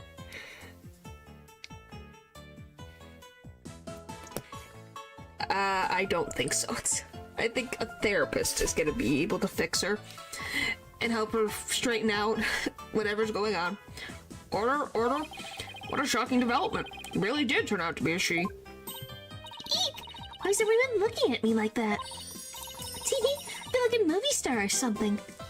What the frick is that shoe? But no paparazzi, please. I value my privacy. O-K-A-Y? No pics or you'll regret it, man. Am I just imagining things, or is Robin even more hyper now that when she was a he. I don't know. Maybe it's because she finally got her troubles off her chest? Literally? This is all's well and good, but does he being a she actually change anything? The fact that the witness is actually a girl does change things, because now a piece of evidence that we must reevaluate. Very well, let's see what the defense has for us now. So yeah, this is literally, at this point, that is the last thing I knew about this trial. I know nothing else about this trial. That's it. Yeah, literally finding out Robin was a she. Was the last thing that I saw. Now we're in new territory, where I know nothing. This is what I'd like the court to reconsider. Oh, the tape recorder. The one that recorded the threat. You're a goner. The rest that happens? Huh. Yeah, I have not seen the rest of it. That's right, and we have already established that it's a female voice in the recording.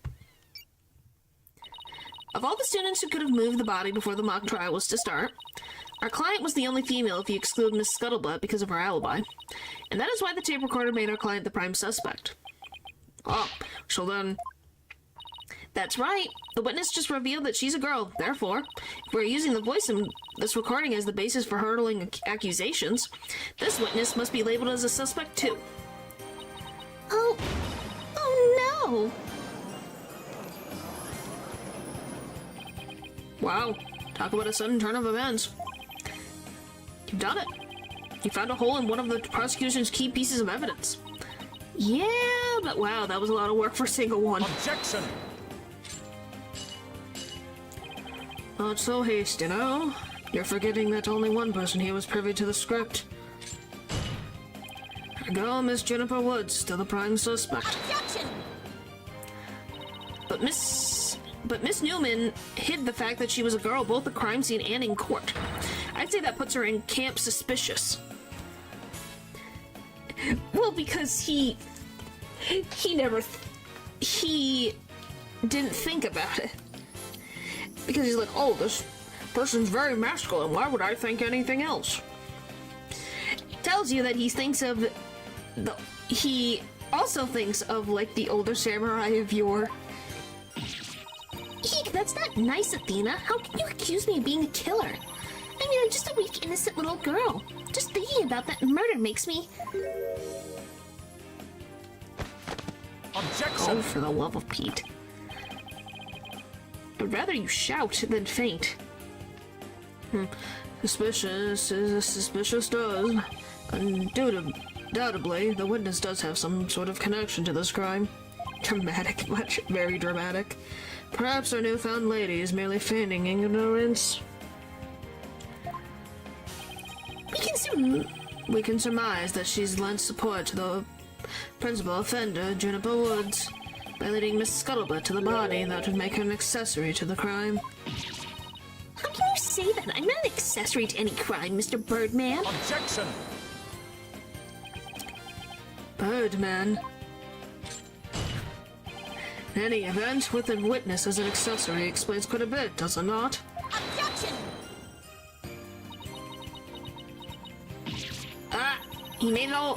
He made it all make sense somehow, and he'll keep accusing Judy unless we show someone else knew the script's details.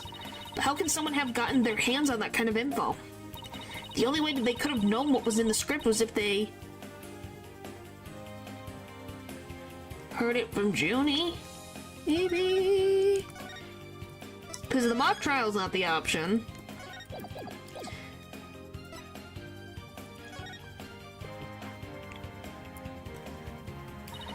Sorry, Junie, but you're not going to like this.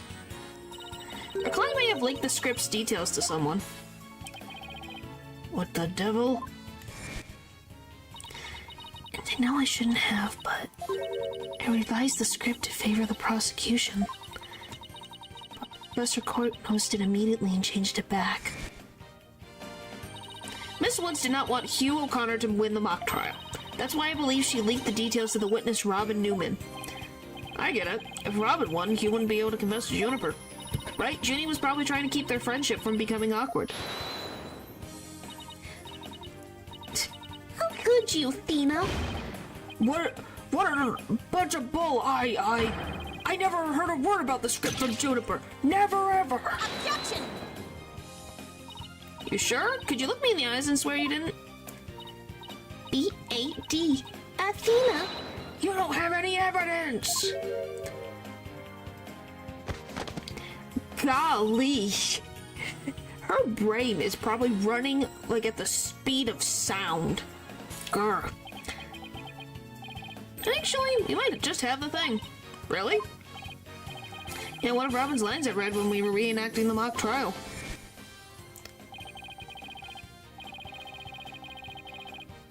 Here's a shot of the crime scene. Ironically, it was Professor Court who posed as the corpse. And forehead, how did the mock trial participants react to this photo? Oh, great. She's gonna be worse. Mr. Newman was surprised by what Professor Court was wearing. Robin said, "Oh, the green sweatsuit." S-U-R-E. I might have said that, but... So what?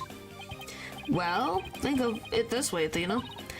Yeah, which way exactly?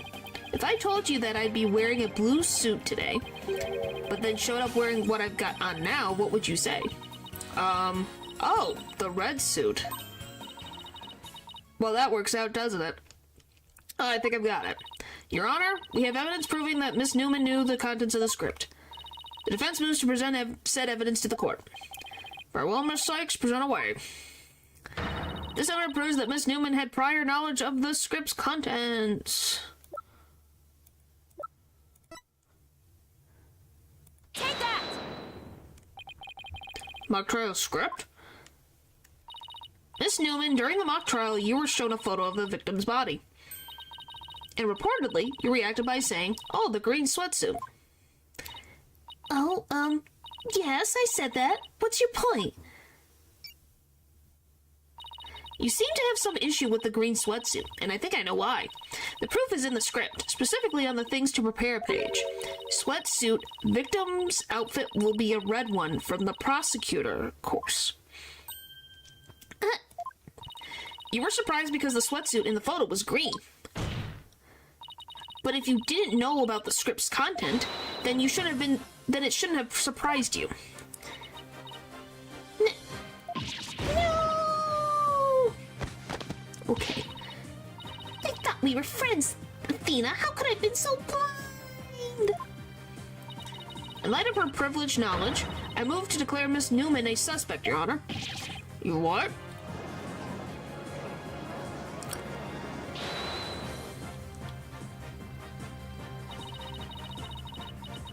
I don't think that Robin is the killer. I don't think so.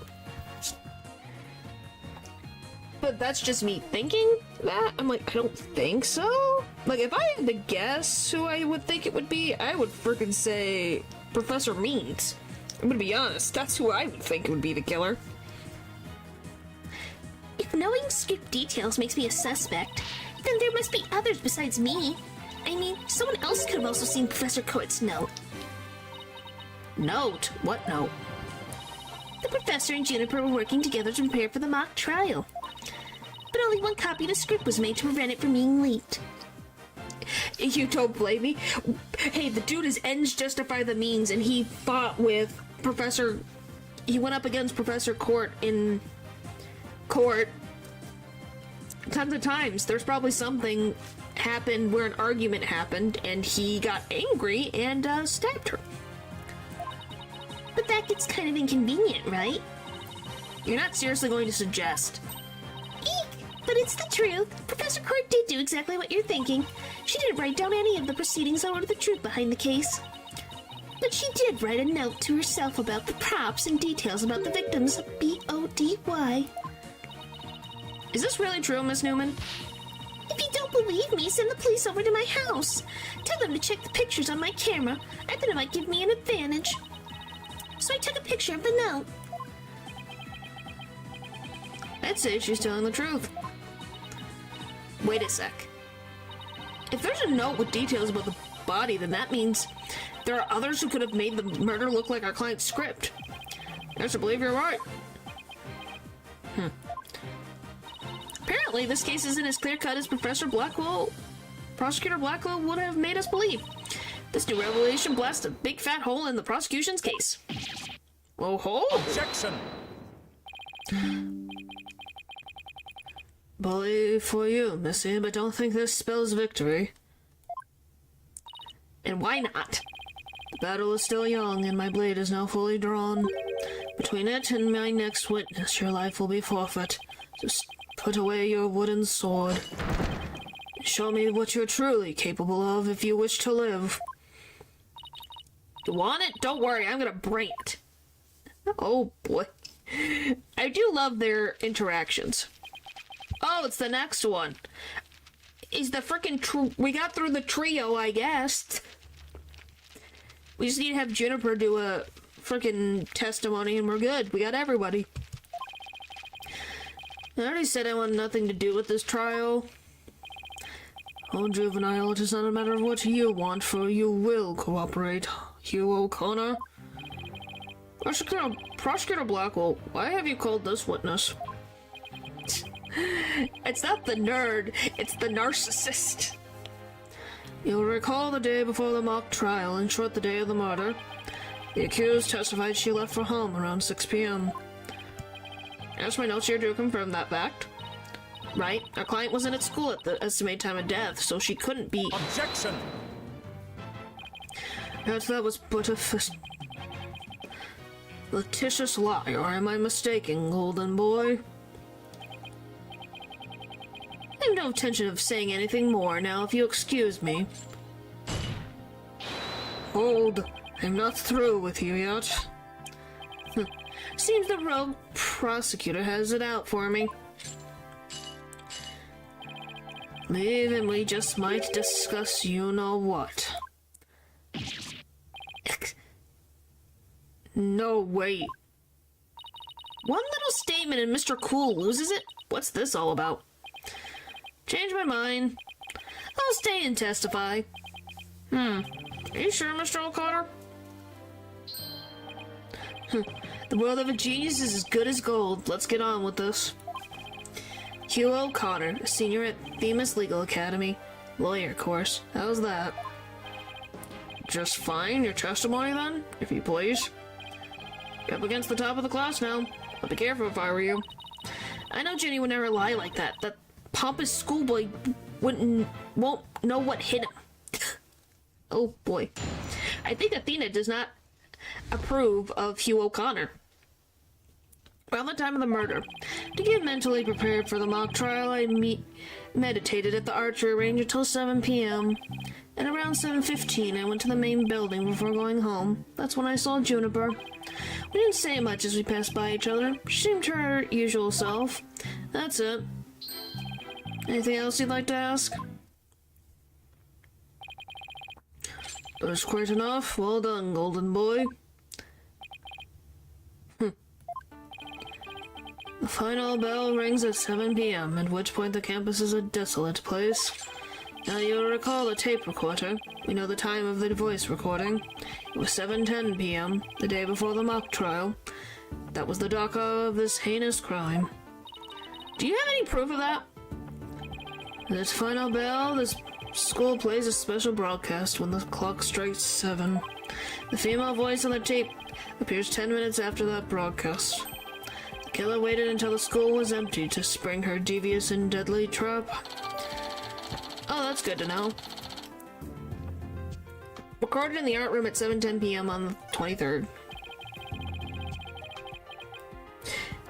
Must be a really good freaking tape recorder, or a really loud song that they put at the end. So when the witness saw the defendant, that would have been...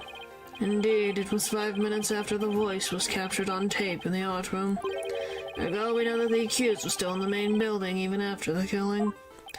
For the time of the murder and the time of when the body was moved. Great, another inconvenient testimony. Recite your cross-examination, please. Oh, boy! Around the time of the murder. Alright. Why did you meditate till 7 p.m.? Hold it! So, do you meditate often? Don't tell me you're going to start pestering me too. What's that supposed to mean? No need to play dumb with me. All the girls want to know about my private life. Oh my god. Just because she's the same age as you doesn't mean she has an interest in you, dude. Chill. I'll remind the defense this is a court of law, not a pickup spot. Seems Miss Fancy Pants' lawyer is smitten with the witness. Objection! Wow. Objection, objection, objection! I'm just trying to establish the witnesses. You must know I never go a day without meditating. Satisfied now, stalker girl?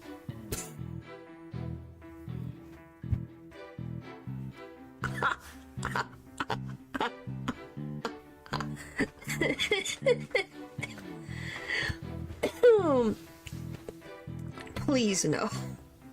You'll explode. A real living being would explode from the amount of narcissism.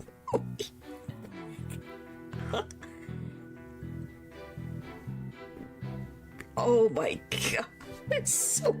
His head is gonna be as big as a freaking balloon.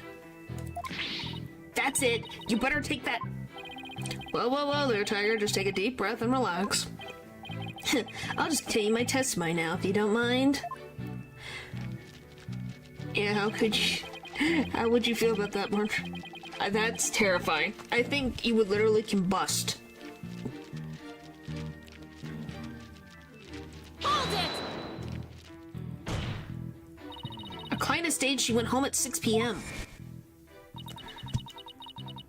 You and Professor Court were busy preparing for the mock trial together yesterday, right? Was that the last time you saw her? Yes, I left school at around 6 p.m. No, wrong. I don't know what she was doing, but Jennifer was definitely at school after 7 p.m. But I suppose neither side can prove one way or the other. Ugh. But if Junie was there, that means she's lying. Truth be told, I only saw her for the briefest of moments. We didn't say much as we passed by each other. She seemed her usual self. Hold it! So you just walked past a good friend, barely said a word? Final bullet already wrong. They get mad when you stand around chatting. Then again, we're not like you people talking endlessly in those annoying loud voice. Objection! Annoyingly loud voices. Annoyingly loud voices. I'd like it if you refrain from insulting my partner like that. Not really a shout objection right about now, but I'll take this one for the team. What's this frickin' face? Anyway, I think that's about all I have to say. That's it. Anything else you'd like to ask? Hold it! Plenty. Alright, I'll take you up on your kind offer. Expected as much, so go ahead, ask away. Yes. Yes, he did. Mr. O'Connor, I'd like to ask you.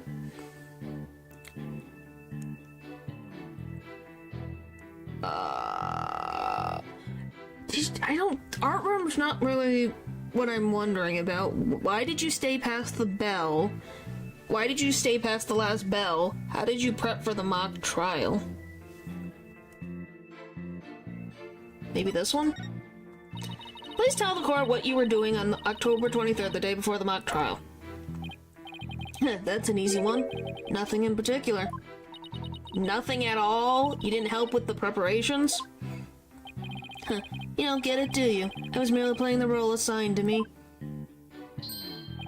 I left the preparations and the like to the others. My job was mentally prepared. Junie put her heart and soul into getting things ready while he just sat on his behind.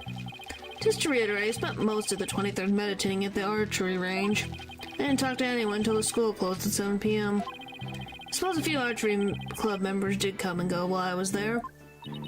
But you didn't talk to anyone? Not a single soul? That's right. Didn't say a word to anyone until the final bell at 7 p.m. I see. This is crucial information. Please add it to your testimony. I don't know if you're bluffing, but you are. You have a pretty good poker face. I didn't talk to anyone until the final bell. I'd been meditating alone at the archery range. What does that do for me?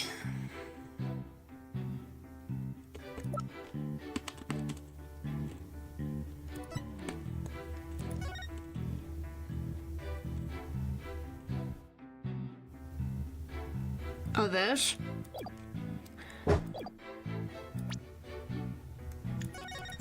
Oh yeah, she was talking to Hugh about something. That book. Objection! Liar. So you didn't talk to anybody on October 23rd. Are you sure about that? Huh. I already told you. My word is as good as gold. Okay, then how do you explain this? And don't spare any details. Sorry, never seen that before. This is the victim's planner. She recorded all her plans in great detail. Take a look at this page here. It reads 23rd, meet with Hugh, and important.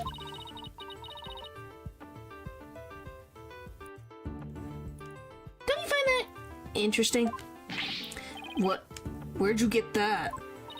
The keyword here is important. You say you were at the archery range all day. But you also said a few students came and went while you were there. That doesn't sound like a great place for an important talk. But the entire campus was buzzing with activity before the mock trial. Or could they have possibly had a private conversation? I thought about that too, but the situation changes after the last bell. What's this now? The witness stayed after the last bell in order to have a private talk with the victim. Am I right, Mr. O'Connor? This is insane. Objection! Must we go through this yet again? Suppose you also have no evidence as per usual. No, I don't have any direct evidence. However, the witness was meditating until after the last bell, and he attempted to conceal his private meeting with the victim. First Robin, now me. Who are you going to accuse next? You're just another unscrupulous attorney looking to get ahead.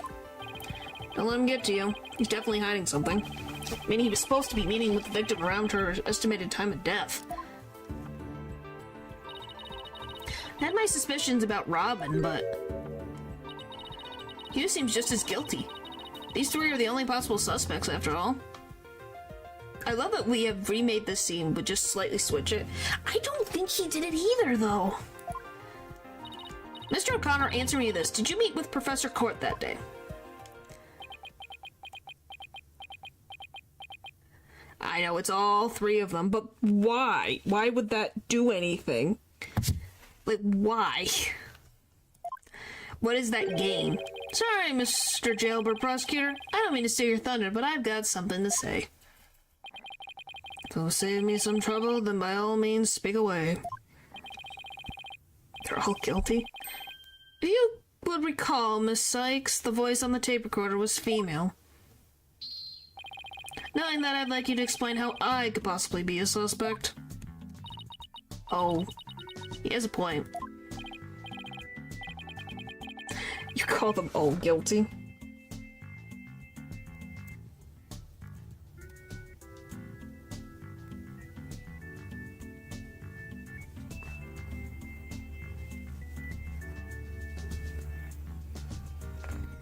Impressive, Golden Boy. Yeah, it does shine gold indeed. Care to take the reins? You're more than capable of prosecuting this case. Sorry, but I'm studying to be a lawyer. What a pity. To think such genius is to be wasted on mere lawyering. Why are you sweating? Last your moment to tear, Sexton. No time to refute Golden Boy's statement. And prove that you're the young prodigy worthy of the badge on your label. Lapel? Ugh. Could he lay any more pressure on? Voice is almost mistakenly female, so there's no point in arguing about that. Yeah, you're right. In which case... To whom does the voice in the tape belong to? I would assume the frickin' victim.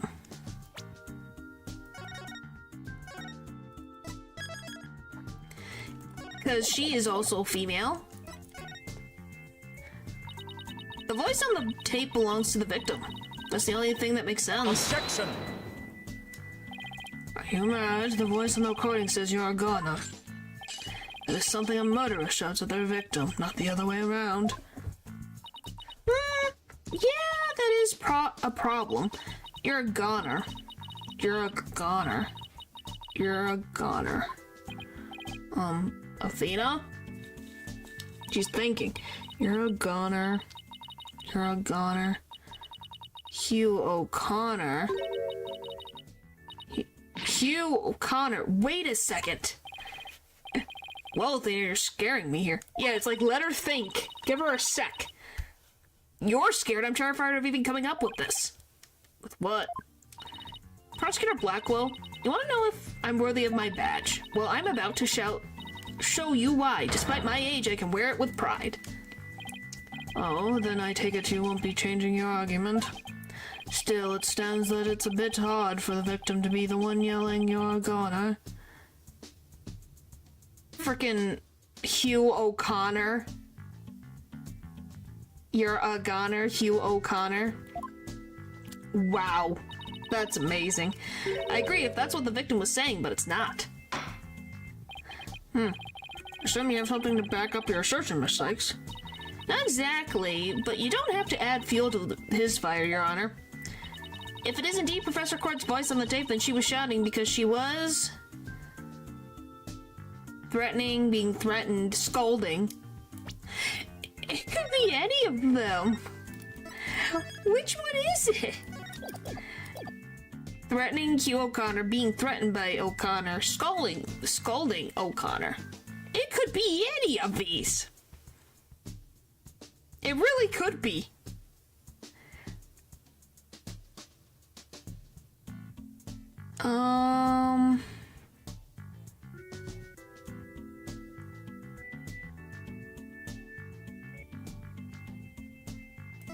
We'll go with this one, I guess.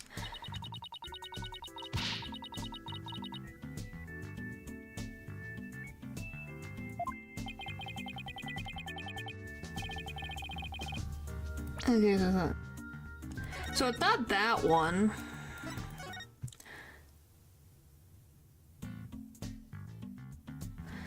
Threatening O'Connor, scolding O'Connor. Okay, it's scalding O'Connor. I would like to call one basic fact into question. Is that shout on the tape really saying you're a goner? Do threats usually retaliation? Yeah. Usually it is. What are you up to now, Athena? Professor Court's planner says she was supposed to meet with the witness for an important talk. Perhaps our witness, despite being a genius, had done something wrong. And this made Professor Court get angry with him during their private meeting. I don't see how this changes what we've heard on the tape. Well, if you want to see how it changes things, then let's try a little experiment. Your Honor, I want you to yell at the witness as if you're mad at him. But, and this is important, use his full name. But I keep forgetting he's a narcissist. Yep. Okay, let's see. Hugh O'Connor. Huh. Why I do deserve that? Yeah, just like that. Now try again, but faster. Hugh O'Connor. Huh? Hugh O'Connor? Hugh O'Connor. Hugh O'Connor? Wait a second. No, this can't be. Objection! You think I'd spent the energy to lead you this far if it wasn't true? But it is, Your Honor. Humans are not perfect. That is a scientific fact. We sometimes mistake shadows for monsters or the wind for voices. Now that you mention it. You can do this, Athena. Just give that old guy one more little push. The sound on the tape recorder never was the phrase, "You're a goner." That's only what we thought we heard, when in fact it was the witness getting yelled at. The court will note that this is different from the selective hearing men are so good at. I think you're right, but what was that last part again? I think Athena's laying out some, freaking men's dirty laundry. Never mind. The important thing is that the voice that was recorded isn't our client's. Yes, he is. And since it was the victim scolding the witness, he must now join the list of suspects. Objection! I thought the testimony would suffice, but it seems it has come to this. I will not allow such fallacious quibbles to append this case. The prosecution has one final piece of evidence to present to the court. Evidence? What is he going to pull out now? Feast your eyes on this photo, and let me see that insolent look vanish from therein. Can I see? Closer? Oh!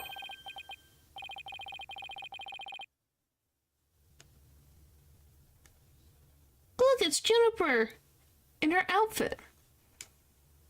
But who took the picture? And why is there a frickin'... What is this? Guys, what the frick am I looking at? Why is there a chain cable thing connected to the frickin' window?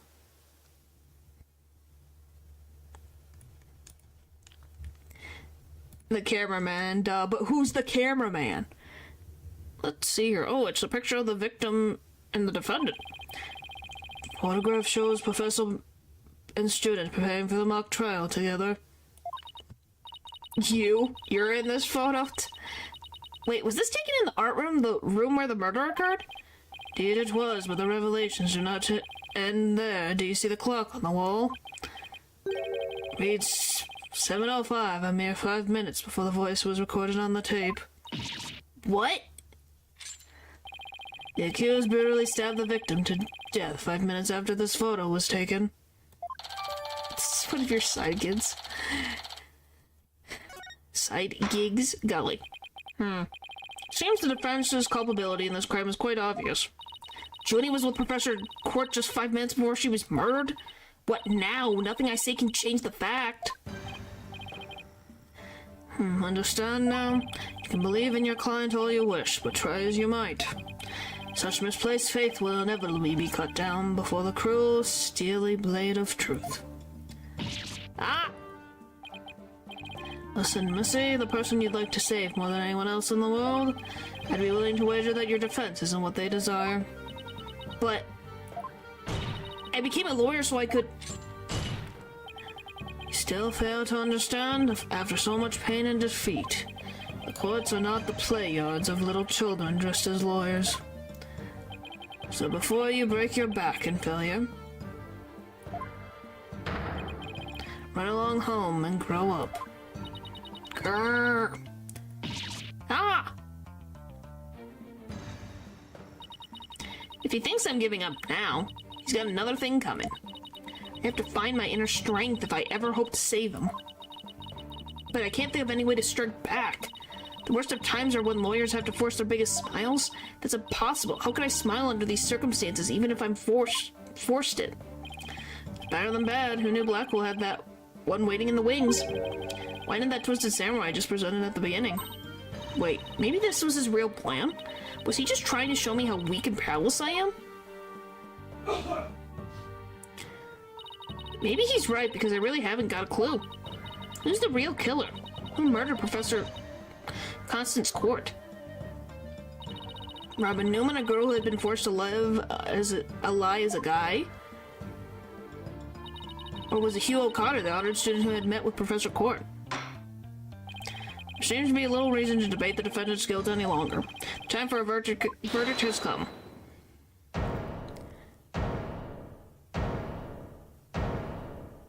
What now? Oh, hi, you're back. No! That's not gonna happen, man! What's the meaning of this? You can't interrupt a judge about to hand down a... Maybe false verdicts are a no-O-N-O. What do you mean it's O'Connor?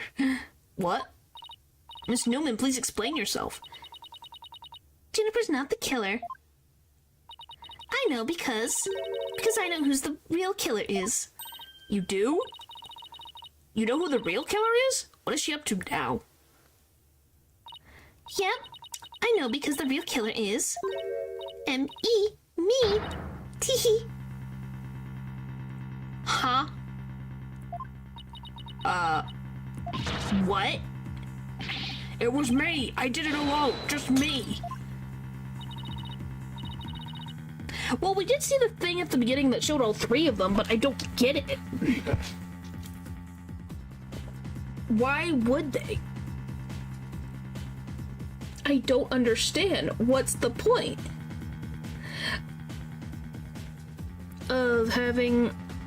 What did she do?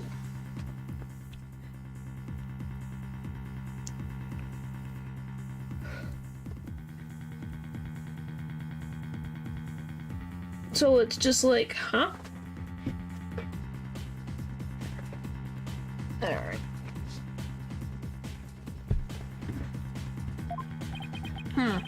Miss Newman was witness near the stage. There's even a related photo of her. The more I think about it, the more suspicious she seems. Robin Newman isn't the kind of guy who pins the blame on friends. Just so we can walk free. Get it over with. Declare me guilty already. Is all 3 of you gonna say you're guilty? Please, wait. Juniper, what are you doing? Thank you for all you've done, Athena. But you have to forgive me. I can't let my friends take the blame any longer. Judy, no! Don't do it! You and Robin have done nothing wrong. It's sweet, but also like... What happened? They have absolutely no connection to this case. The real killer is me. I alone am responsible for the entire crime. What? Junie, you know that's not true. Hurry up and retract your statement. I'm afraid it is true. Forgive me, Athena. Don't worry, the power of friendship is gonna succeed.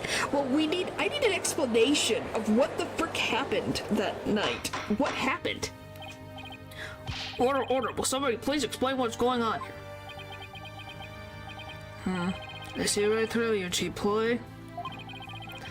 School rules state that a prior convict terminates one's ability to graduate. A guilty verdict here would make whatever dreams one had go up in a puff of smoke. Well, I wasn't aware. Even meek little mice will fight when cornered. Pitiful spectacle, I might add. These vermin are trying to protect each other now that they've nowhere else to run. What to say, but I'm glad you did. Whoa, my gosh. Protect each other, wait? So Robin was just trying to protect Junie too? If so, then the real killer is... Is he gonna add in on this now too? Yep, here we go. Third one's in. This whole thing's a joke. Uh-oh, now it's Hugh's turn. What?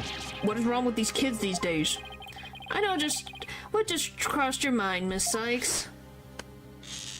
What the frick is this? Do you not know how to frickin' take your hand out of your pocket? You think I'm the killer, don't you?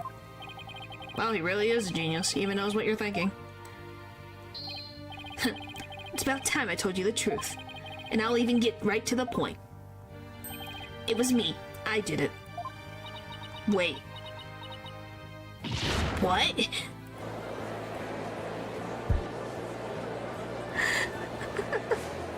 Oh boy! Now both potential suspects are claimed to be the real killer. I am so confused right now. If you still have doubts, how about detail my murder plot? It's absolute genius. Enough of this nonsense. This is a court of law, not the set of some high school drama. Yes, it really is. Yeah, that is a crazy way to lose a tooth. You see, I have no choice. I'm afraid I'll have to... Boy, wait, your boldness. Sorry, Prosecutor Blackwell, but I'm in no position to hand out a verdict just yet.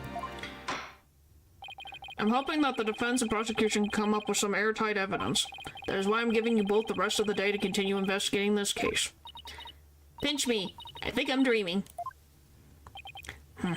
Fine, do as you wish. Let's bring today's proceedings to a close. Court is adjourned. we scrapped away by the scrap of our teeth. To be continued next time. Holy frick. I need to know. I'm so curious. How the frick did this happen? Like, there's many questions. I have to work. Yep, it's already time. Alright. Thank you guys for watching the stream. And I'll see you guys next time. Bye!